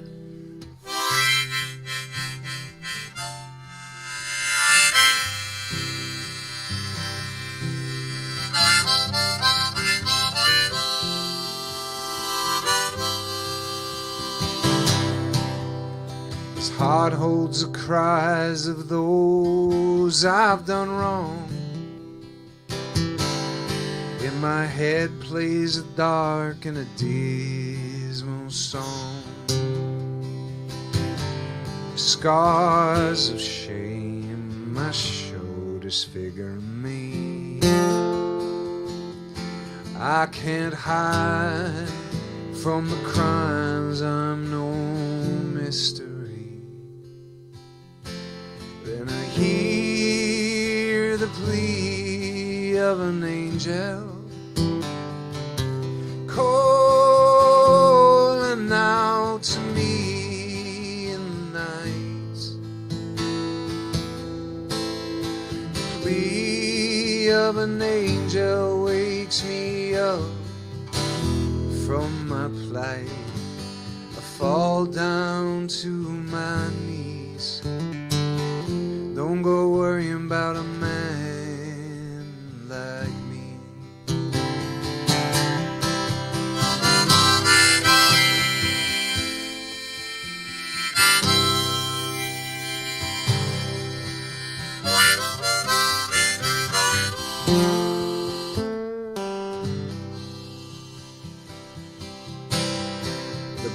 they all knew but a whisper of the past.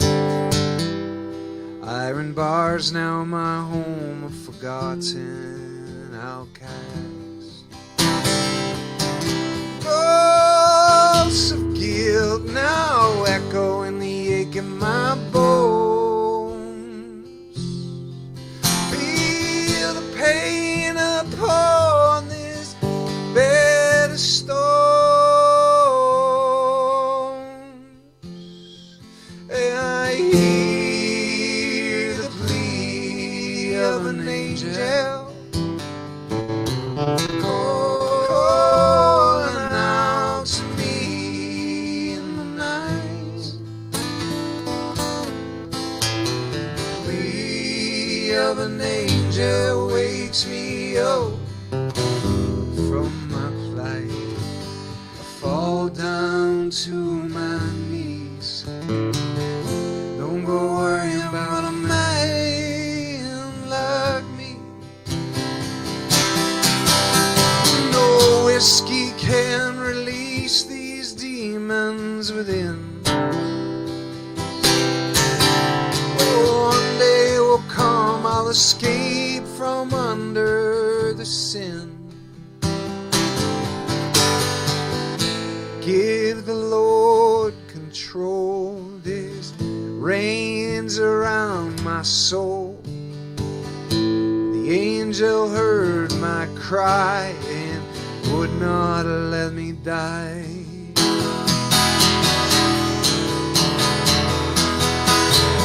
I hear the plea of an angel calling out to me in the night. The plea of an angel wakes me up from my flight. I fall down to my knees. I fall down to my knees. Fall down to my knees. Don't go worrying about a man like me.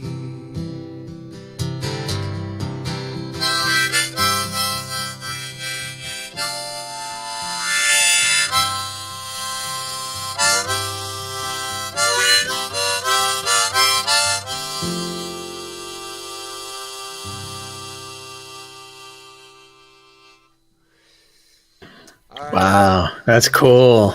Cool, right? I tell you, you're a one-man band. It's so cool to watch you do it.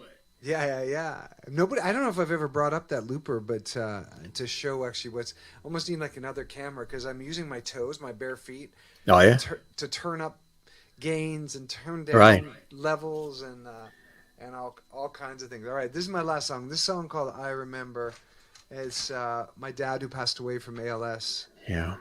This is a song that Which people know as Lou Gehrig disease. Yeah, Lou Gehrig brought it to the forefront so long ago. Yeah. And so I guess it's almost been 8 years already with Dad. So I know.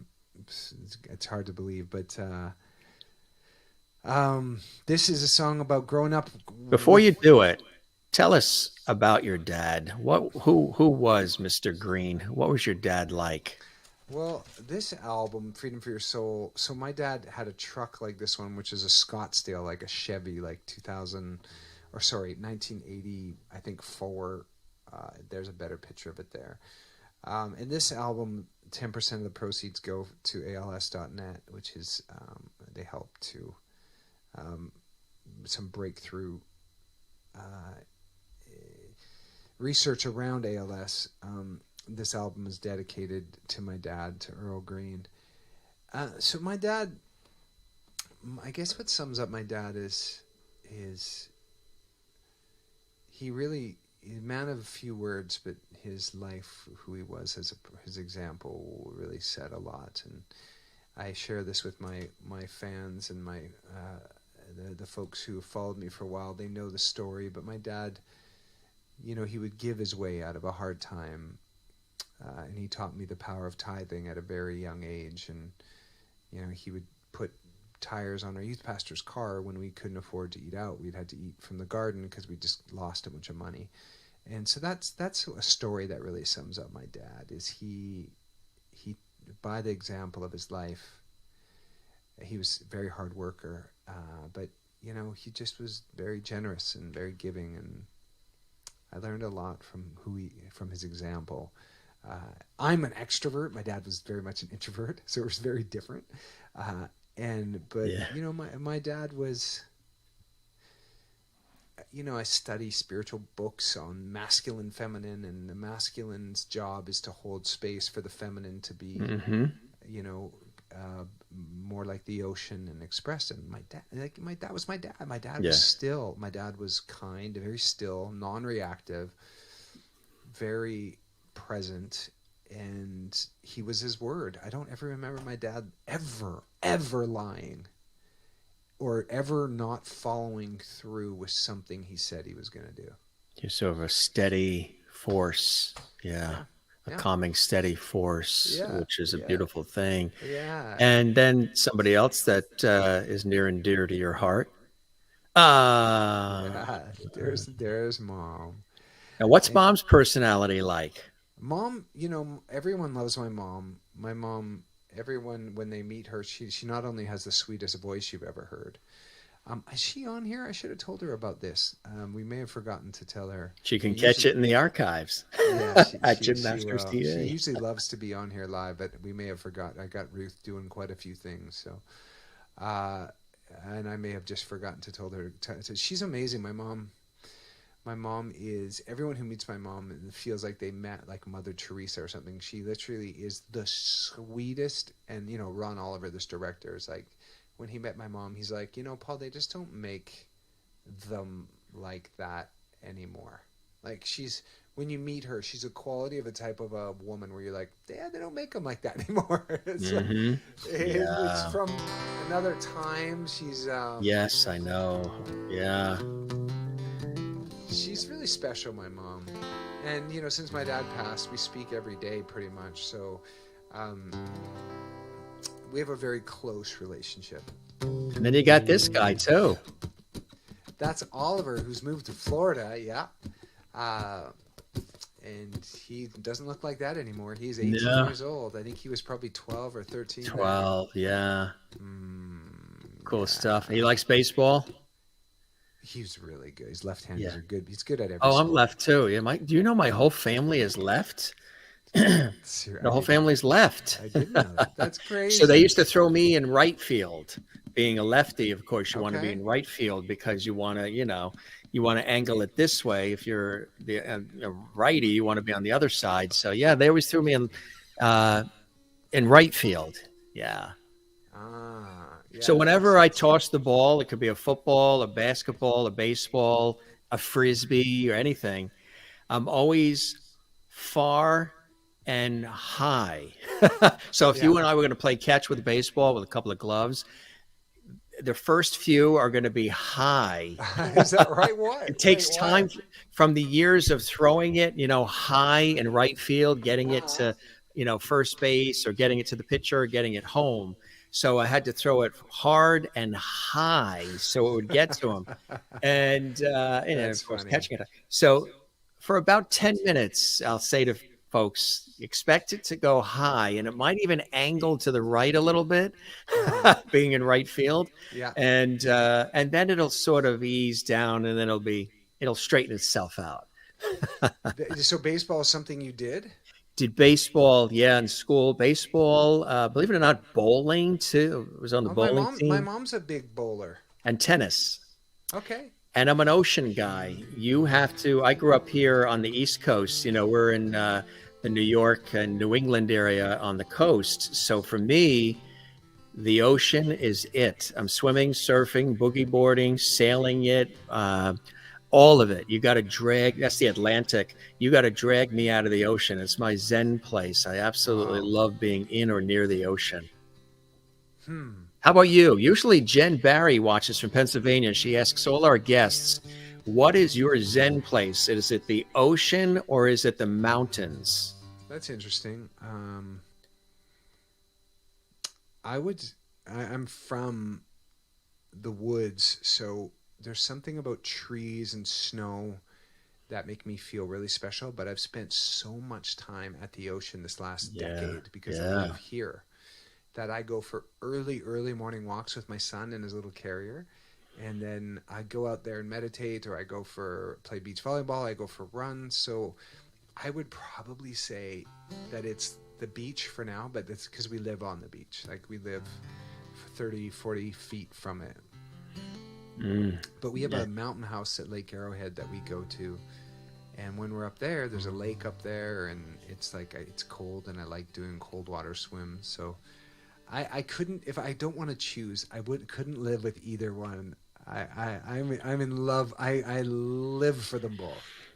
One day I'll tell you, I've mentioned it on this show, and people keep telling me to write a book. I'll tell you about the life-changing, and this was after you and I met at Carnegie Hall, so it's sort of in between, the life-changing experiences of self-exploration that I went through that were very intense and long-lasting after a TV shoot in Pahrump, Nevada, just west of Las Vegas, in the desert. And everybody, the film crew, went back to LA, and I still had some time left before my plane was to leave Vegas to come back east. And I took the rental car and I drove completely alone through Death Valley in August in like 115-degree heat, and just drove, never went in there before. I'm in a rental car. I know nothing about it, but it was one of the most incredible moments of self-exploration and liberation on many different levels. Like, one of the things was I felt very guilty. I was doing it without my loved ones and friends in the car experiencing it with me. And I had to realize that there will be times in my life when the loved ones and the friends are not in the room while that incredible thing is happening. And it's a gift. I got to, take that gift and just absorb it and roll with it. And the other thing was, got to realize that you got to put the mask on yourself first before putting it on everybody else. Because we were raised, help thy fellow man, help them first, then put the oxygen on you. Now I realize you got to put it on yourself first and then help others. And then the third thing, driving alone out of Death Valley, that came through was that the world's going to continue to spin on its axis, whether or not I always rescue it from itself all the time. My phone is the one that rings when there's disasters and floods and people need 3 a.m, some comfort and solace, and that the world will continue to spin, even if I'm not always, jumping and running. And you got to create some boundaries. You got to create boundaries. I think I remember you sharing that Death Valley story with me last time we spoke. Still intense, still so incredible and intense, when you have things like that. Because I felt 3 energies: a divine, planet Earth, and nature, all pulling at me at the same time. And speaking of nature, do I hear a cat? Yeah, Kismet, come say hi. Come on. Speaking of nature, that was the nature cue. Come on up. Everybody loves this cat. Come on up. Yeah. Oh, don't just scratch. Come on up. Actually, jump. Ow. Come up. Okay. This is a cat that we rescued. We rescued a big group of these ones. This is one of the ones we rescued, and she's got the half of her face. A lot of the folks that know me know this cat because they were praying for her because she was dying. She had a FIP, and one of her sides of her face is like a tiger, and the other side's like a panther. And she had FIP, and Kate found, luckily, this Facebook group. All the the vets told us she was going to die, and she was so skinny and seizuring, and they're like, come in and put her down. And Kate found Kate's friend, our friend Sarah, whose husband owns Spirit Hoods, found a Facebook group where there was this weird acid you order from China that you inject in them for 100 straight days. $5,000 later, saved her life. Wow, huh? And Kismet means meant to be, Kismet, and so, yes, and so, yeah, it's really special, really, really special. She's a special little cat. That's fantastic. But I have to go because it's almost bath time, and I don't want to miss. Yes, it. So I'll play I Remember. You got it. And then this has been great. I like this format. It's nice. I can see all the comments of the folks on the right. and so many names. It's been awesome, my friend. Absolutely. We'll have you play, and then we'll say our goodbye and wrap it up. And you've been awesome as always, my friend.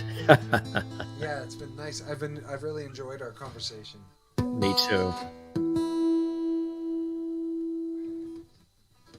And that's what it is, a conversation. We just let it roll. We don't put a limit on it. We just go whatever direction we're in, and the viewers are following along, and magic is made. Yeah, that's right. I'm all for magic, man. That's it. All right.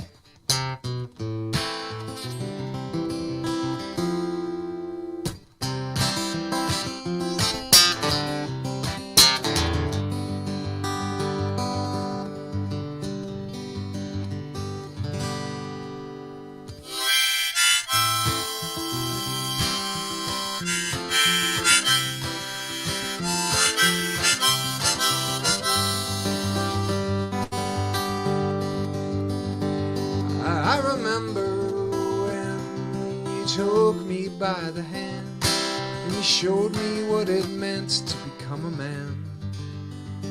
Showed me everything that I needed to bring, and I think of you every time I sing.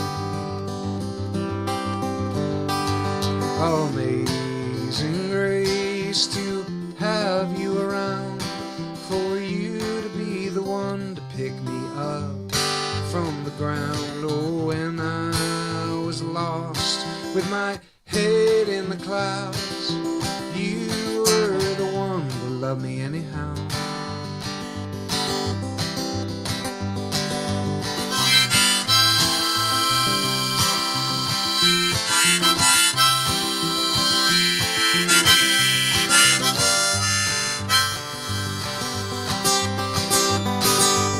In the mornings with your radio on, you would do what was needed to work the farm. There was grass to mow and snow to push. The wood had to make its way out from the bush. Amazing grace to have you around, for you to be the one to pick me up from the ground. Oh, when I was lost with my head in the clouds, you were the one to love me anyhow. And I'll see you on the other side.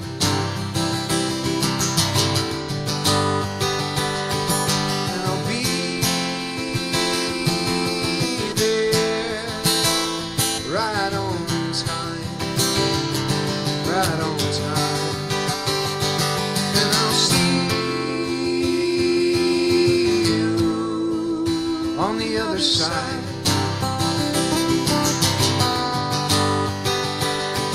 And I'll be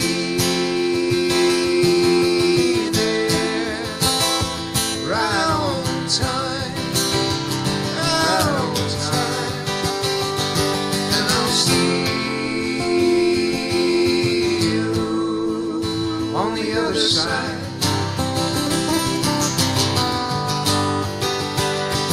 And I'll be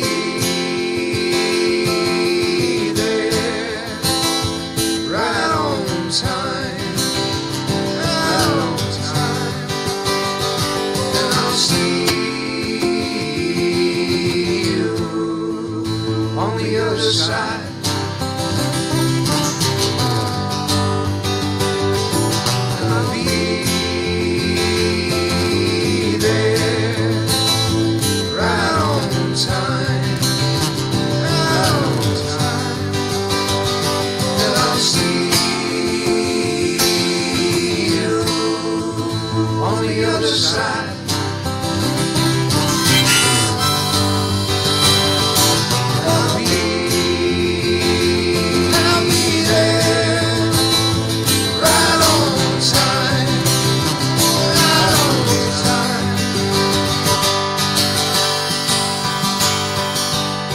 Summer winds, when you taught me how to fly, how to look another man straight in the eyes, where your ways were tender, and I'll always remember that love is the way back home.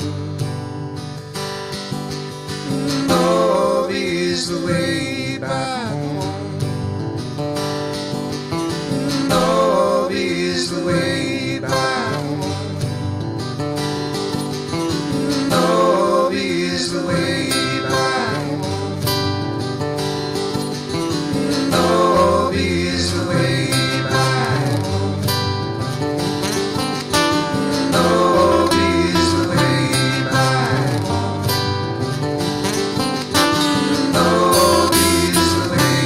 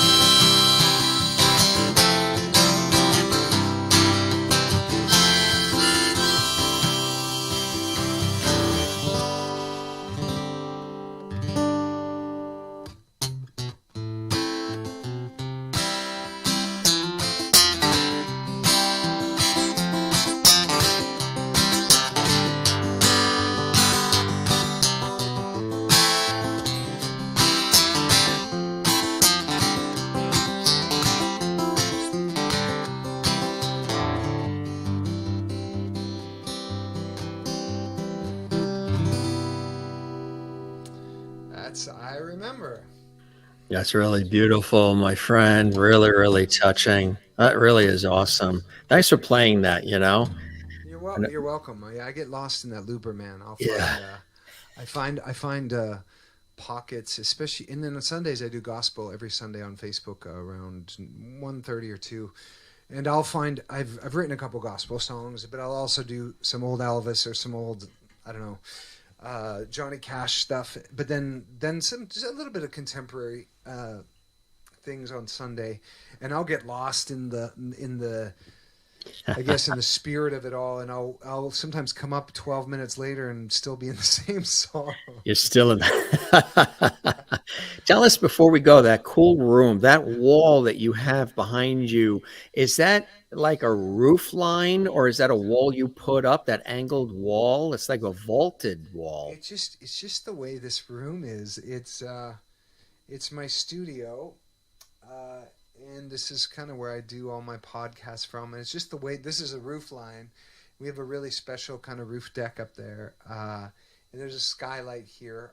I'm reorganizing my cables, or else I'd show you the rest of the room. But I've just gone through a sort of like a decluttering of my cables, and I'm in the middle of it. So I'll spare you that side of the room. It's a bit funny. It's a bit messy looking. But yeah, I got a couple mics set up here, and my son painted this wall for me. And the grass is greener is the name of my podcast, from the quote, "The grass is greener where you water it." It's also the Green Room, and I'm also Paul Greene, so it's kind of a lot of meaning in the little things, you know. Is there anything you'd like to say, maybe in closing, about our conversation, about the show, or about anything that you have coming up that you're excited about as well, my friend? Well, you know, Kate and I have an ongoing monthly sort of membership that we coach, and then we just are starting a 6-week boot camp, and there's still room in it, and there's still a chance that people want to join us. And Kate's just a phenomenal coach, and I share all my fitness treats and longevity stuff that I learned from trying to keep my dad alive for 7 years, and it's in a neat little, very affordable package that it's our first coaching is next week. So my partner is a freedom alchemist, which is really special. And an alchemist is like Jesus turning water to wine, or taking your tragedy and turning it into a triumph, or your mess and turning it into your mastery. And that's part of her NLP training and a part of her Tony Robbins training helps her really help people identify, and we do this together, but a bit of their upper limit problem. Yeah. Because everybody has a limit of how good they're willing to have it, Jim, and then they blow it up. Right. And they sabotage. So whether it's relationships or their bodies or money or whatever, people, and sometimes they can't outshine their father, or they don't want to earn more money than their father, or if they start being healthy and fit and fabulous and wealthy, then they'll leave behind this identity of the family that they grew up in. So there's a lot of reasons why people sabotage themselves. Yes. And what Kate's really good at, and I'm fairly good at as well, is helping people strategize how to identify some of those things, because they're quite often in your blind spots. Mm-hmm. And a blind spot is something that you don't know that you don't know. Like, you don't even know that you don't know it. Right. It's blind to you that it's even blind. And a part of her training, and I'm sure most of the folks on here that are a part of the Greenies have done some version of our coaching. It really helps people turn on their mojo again, and not have their life be a means to an end. Exactly. But actually the magic of like, how do you really enjoy your life? Mm-hmm. And it is possible to do it. And so we're sort of designed a bit of an ongoing program that allows people to sort of pop in, grab some tools, and then get coached on how to use it. So that's something we're both very passionate about. It's very affordable. We do higher ticket things that are more of us involved, but we coach twice a month in the ongoing, and then this is a 6-week boot camp that's coming up, and we coach twice, Kate and I. And so I'm so proud of it, because the testimonials, Jim, are way more fulfilling than the reviews I get for my movies. And I know some of the movies I get where people are like, I get to watch it with my grandma. It helped me get through a hard time. But the testimonials that we get from this are people released 100 pounds of weight that they were dragging around for decades, or ended up getting out of abusive relationship, or found a closer walk with God, or whatever it is. So even though I'm an actor and a musician, this thing that Kate's dragged me into, God bless her, right? Kicking and screaming half the time, to be honest with you. I'm like, I'm an actor. I don't want to do spreadsheets and like figure out how to market and all this. I don't want to do that. But then when I read the testimonials, I'm like, then you're blown away. Then you're like, this is what. Oh, it's my mission. Help people enjoy and actually have a life, create a life they love, which is part of my mission and what I'm all about. So that's right. I normally don't talk about that course too much, because I don't want to seem like I'm selling something, but people just feel free to check it out, and or follow us on social media. We post a lot of free. Kate just did a free 40-day for you course that you can still sign up for, and you get 40 days of coaching from her on an email drip, and a lot of it is actually what our course is, and that's a free thing if you want to check that out first. So for anybody, cool stuff. Yeah, man. Yeah. That's awesome. You know who's here joining us as well? Once again, return visit, Mr. George Burns in the house. I don't think George was here on our first one. He might have been here. I think he got worked in a little bit later on, but he's here towards the end, and he totally enjoyed himself, my friend. Remember, of course, he played God in the movie, so we got God on our side here. He's got his little cigar, his hanky. He said, "You knocked it out of the park tonight, Paul Greene." Yeah, you did too, Timmy. And I these kind of conversations, they really matter to me. I don't want to just come up here. I don't want to come on a show and talk about the CD, the book, the usual stuff. Yeah. I mean, there's a lot of meaningfulness in the book and the CD. I don't mind talking about that, but you don't ask questions you ask very probing, meaningful questions. So it's been really enjoyable. I see the comments. Thank you, Timmy. I thank you, Heidi. Yeah, man. So thanks so much for having me. And I'm glad, make sure you guys follow, Jim's show. And how does everyone they follow you here on YouTube too, right? Yeah, And so they can where subscribe to else? our YouTube channel, Jim Masters TV. I'm on Instagram, Twitter, and Facebook, also at Jim Masters TV as well. Yeah. Awesome. Well, Awesome. and tonight we had the Hardys, the Greenies, and the JMS Lovitties merging. And that's pretty awesome. That's powerful stuff, isn't it, Paul? It is, man. And that's the most beautiful thing that's come out of all this is a community. And so many people were stuck at home, and your show has given people some medicine for when they feel, it's helps people with their mental health. Yeah. And I've that's one had of the people reasons. write to me telling me that, Oh, they yeah. send these, like you're talking about, the messages and the feedback, private messages, emails, tweets, Facebook, Instagram, and you're kind of like, wow, you're doing your thing, hoping that you're reaching people and touching people and entertaining them, some levity. And then you get these real beautiful notes people just pour out. I've had that in my professional work too, but with this, it's just unbelievable because people are so open about their lives, and I think that's a trust that we have built between all of us, that people can do that. And same thing, like when you are on, you're talking about intimate things about your life and your experiences, and I do the same thing on here, and it gives us this opportunity to reach people in a deep way, which I think is so cool. I love it. I absolutely love it. And so what I'll do too is I'll make sure that, thanks to my amazing assistant Ruth, we'll share this to my Facebook group, and then, Cool. so people can watch this on the replay, because there's a lot of good stuff shared in here. And thanks for giving me a chance to play some of my music. I love doing that and talk about the things that mattered to me. So thank you. My pleasure. Look at the comments coming in. Y'all are both very sincere, and it shows. Thank you very much. Kyan Ruddick, what a duo. Merlin in Canada, actually, in Ontario. We love Jim. She's always with us in his show, and of course, Paul's concerts. Thanks, gang. You guys are the best. We love all of this. Paul, my friend, you got that bath. Is the bath for you? Well, I've been training so hard that I need to do Epsom salts every single day.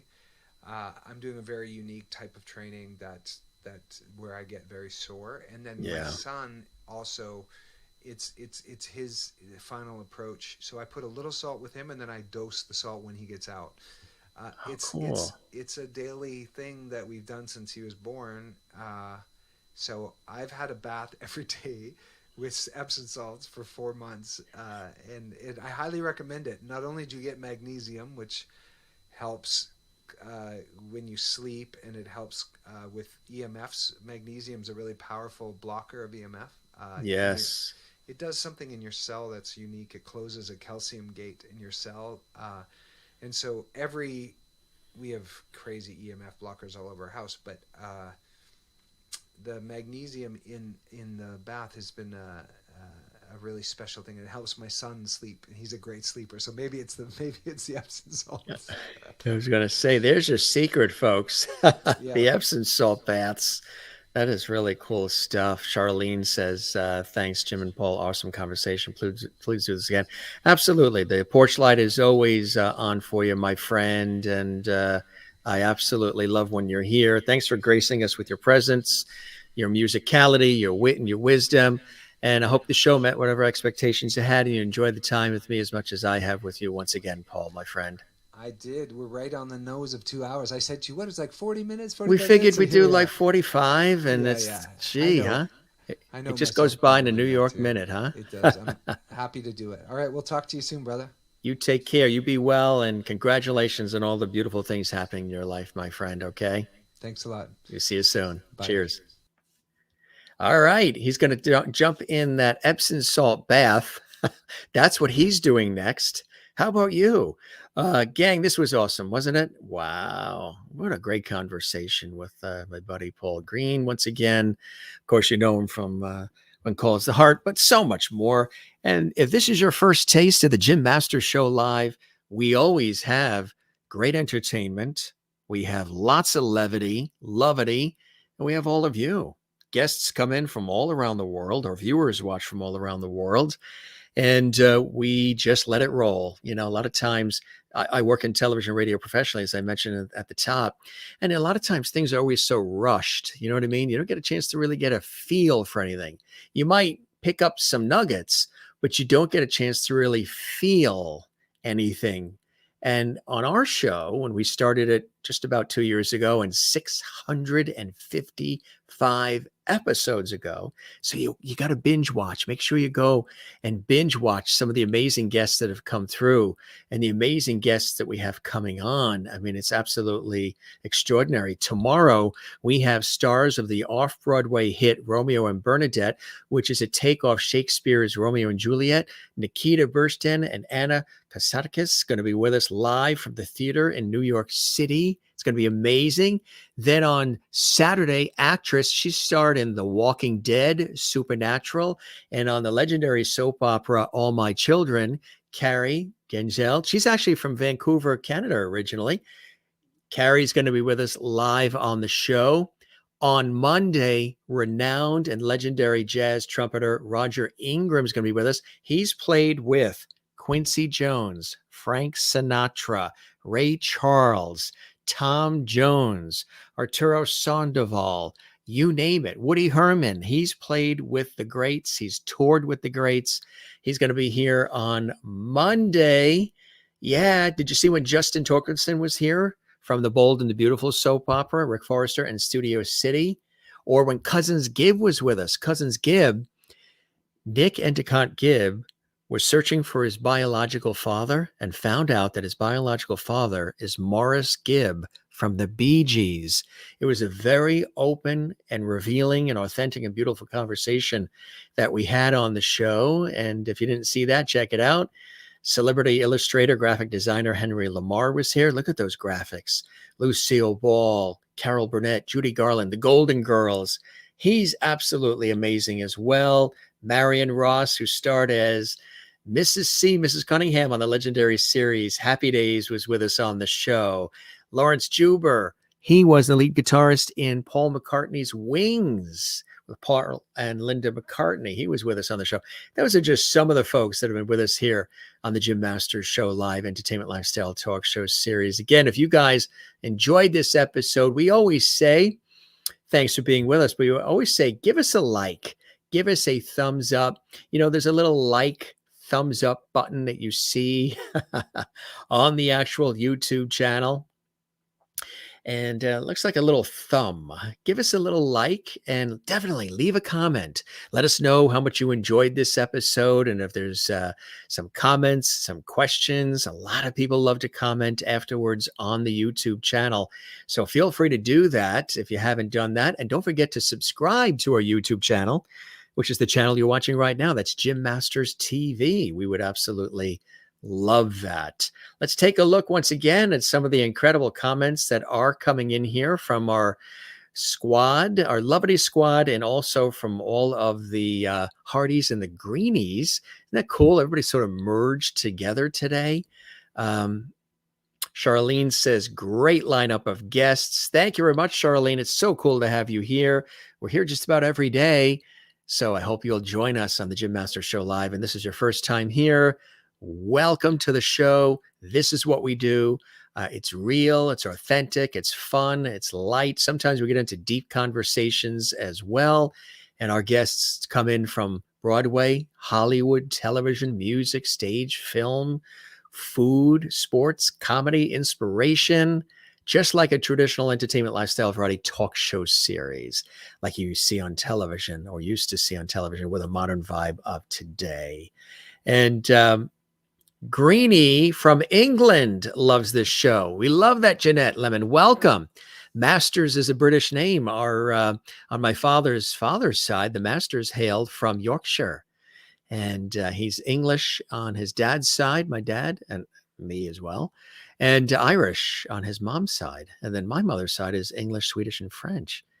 Cool stuff. And we're here in the United States. We're in the New York area. We broadcast from the New York area along the southern New England coast between New York and Boston. That's where this show comes out of. Thank you, Heidi. We are family here in Lovity Squad Show. Yes, this is the Lovity Squad Show, Lovity Hall. We saw Dante CD here from beautiful San Diego. He's the one that said Lovity Hall. I said Lovity, and then he said, this is Lovity Hall. And thank you very much. Always a great time here in Lovity Hall. And those of you who did the super chat, super stickers, thank you so very, very much. That was so kind of you to do that. And we noticed that and posted those as you guys were doing them. We really, really, really appreciate you guys doing that. You're such a beautiful community we have here. Maureen's watching in Arizona, and she says, Lovity Hall is the best place to be for amazing shows each and every day. Sometimes we're treated to double Lovity. This is honestly one of my Zen places. Thank you, Maureen. And double Lovity means when we do two shows actually in one day. Sometimes we do two shows in one day. Thanks for being here and for those beautiful words, Maureen. We love that. In Arizona, USA, and Jane watching in Sweden. Thanks, Paul, for being here tonight. Thanks, Jim. Good night, everyone. You as well. Jane. Heidi says, we have become a great community together through the pandemic. Yes, absolutely. Paul and I are kindred spirits on so many levels, if you guys didn't notice that yet. And really, really cool stuff. I'll take a look at a few more of these comments coming in here and sharing the Lovity with everybody. Thank you, Jim, for all you do to give us such awesome shows and guests. My pleasure. Kathleen watching in New York City. Stephanie Boyd is here. Welcome, Stephanie. It's a pleasure to have you here on the Jim Masters Show live. I'm going to have to tune in for sure. Please do. We'll be waiting here. We'll keep the porch light on for you as well, for all of our regular Lovities. And for anybody that's joining us for the first time, whether you're watching live and commenting live, or if you're going to watch this later in the archives, if you came late, join the party late. Don't worry about it, because we archive all of the episodes here on our YouTube channel, Jim Masters TV, and you can see them all, including this episode in full on our fantastic YouTube channel, Jim Masters TV. Impressive lineup. I'll also have to go back and listen to more. Yeah, there's some really amazing shows with incredible guests. And sometimes we do shows where I don't have a guest. We do a host Lovity chat. We did an episode a couple of weeks ago where everybody sent us their childhood photos and we showed them on the air. And then the audience was guessing who they thought, which viewer that childhood photo was. It was hilarious. We've done Halloween shows, Christmas shows with Christmas carols and music, and St. Patrick's Day. You should see the St. Patrick's Day episode. This whole place was green. My favorite color is green, actually, and it was just really cool. Thank you, Stephanie. Love it. Kate, good to have you here. Kate Milligan, this was great. Thank you. Good to see you, Anne. Great upcoming shows. Pamela Perkle, always wonderful when you're with us. Missed so many because of work. Kind of missed the pandemic for that reason. Well, we're so glad that you're here with us as often as you are, Pam.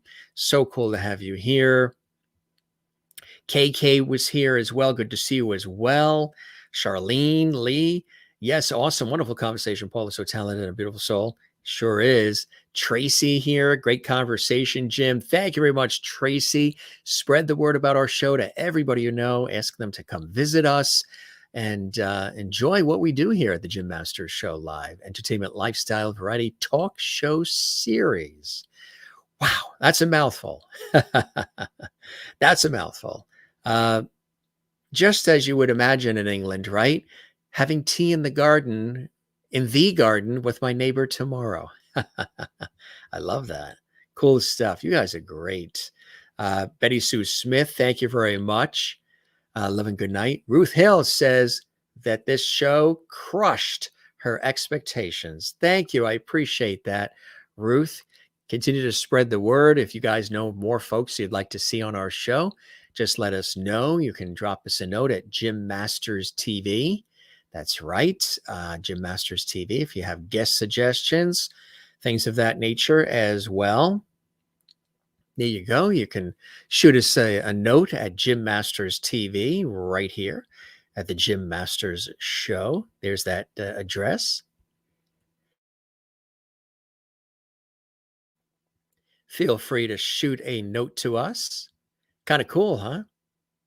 Also, you can find me, as Paul asked, which was very kind of him, you can find me on Instagram, Twitter, and Facebook at Jim Masters TV.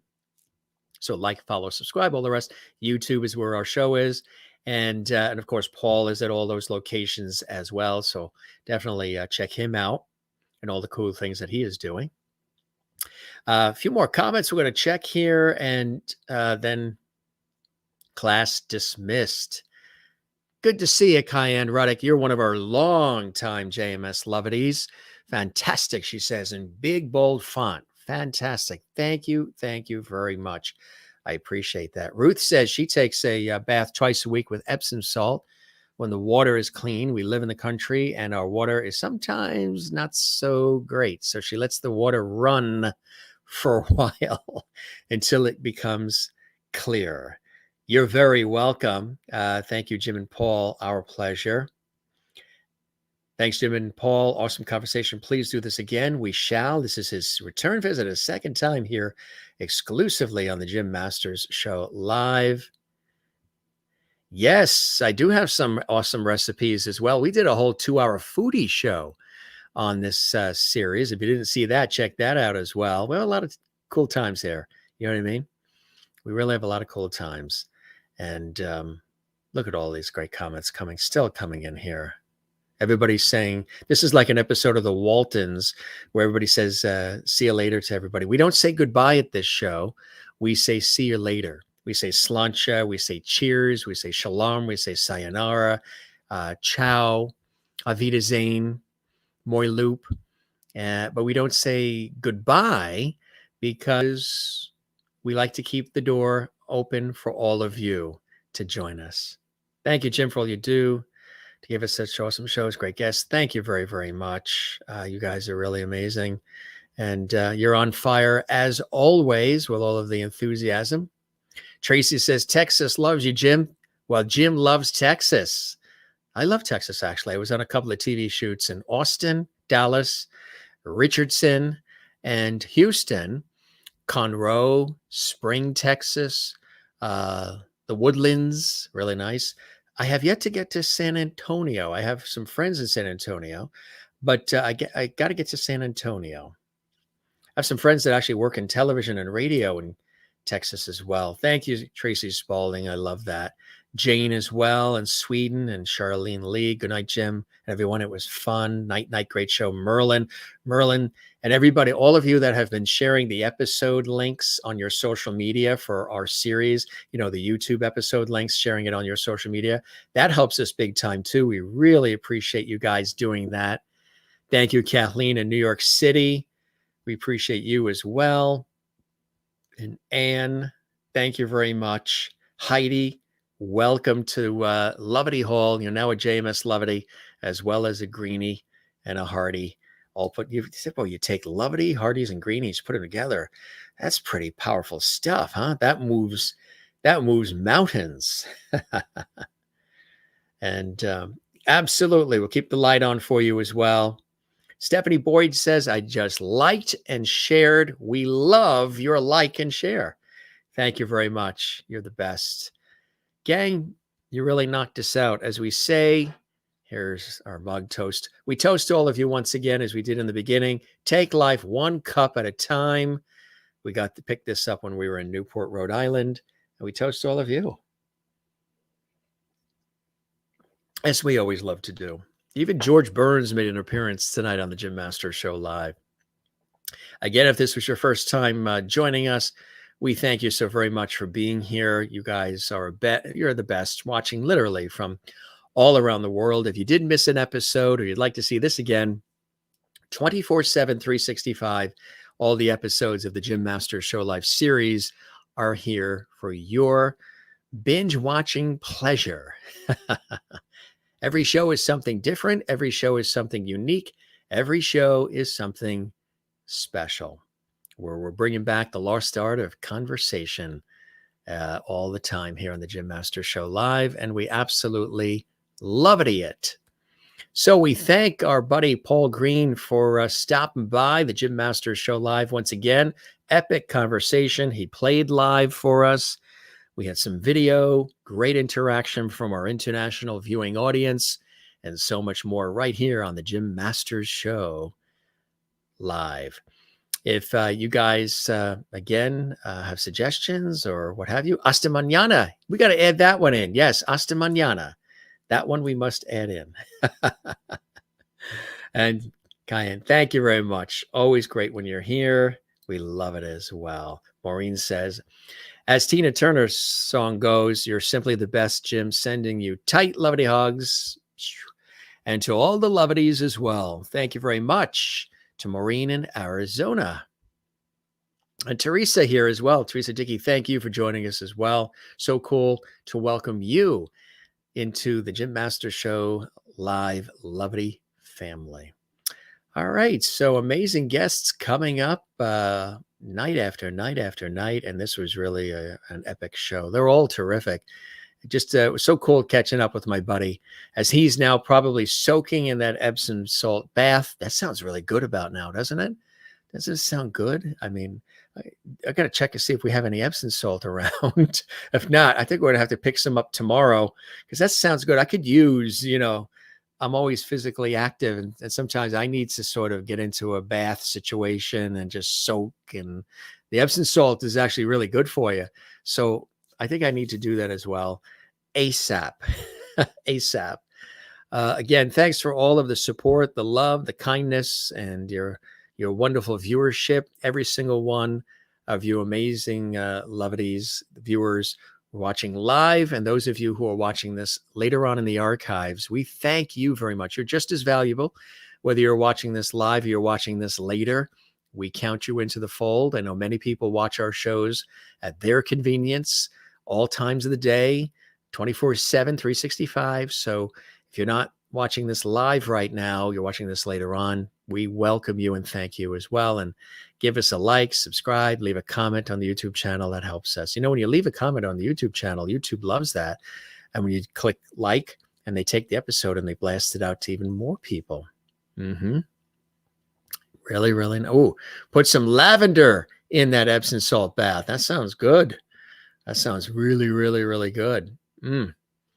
Cool stuff. You guys are great. Charlene Lee says, yes, Jim, Epsom salt baths sound wonderful right now, don't they? They sure do. And a big piece of chocolate cake. I actually have a big piece of chocolate cake, and we're going to have that right now. All right, gang. Amazing guests coming up all throughout the week. Incredible people that are joining us. Be sure and join us, throughout. Did you see when Lacey Carpenter was here?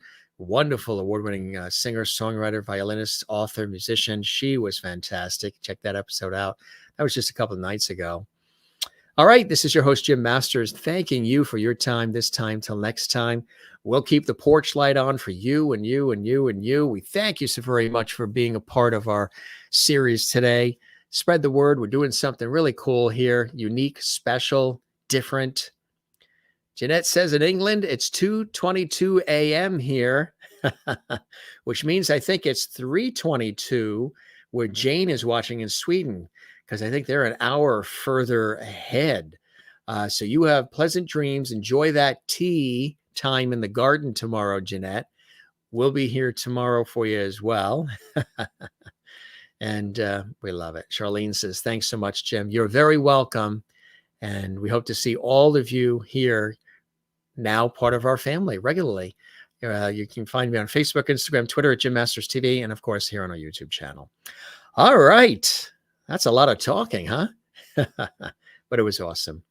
You guys take care, love one another, be good to one another, and we will see you on the next episode of the Jim Masters Show. Yep. 3:23 in Sweden. So it's you got your time check updates live from England and from Sweden. Pamela Perkle. I mean, they're real lovities and greenies to be watching at 2:22 a.m. in the morning live and at 3:23 in the morning live. And, these are dieharded fans, and we love them, and all of you. Pamela, you as well. You're very welcome, Charlene. All right, gang. We have long goodbyes here, but we don't say goodbye. We say see you later. So it's like an episode of the Waltons. We'll see you on the next one, okay? Take care, be well, and thanks for spending all this time with us here on the Jim Masters Show Live. I thoroughly enjoyed it, and I hope you did too. We'll see you on the next episode. Take care, be well, and cheers.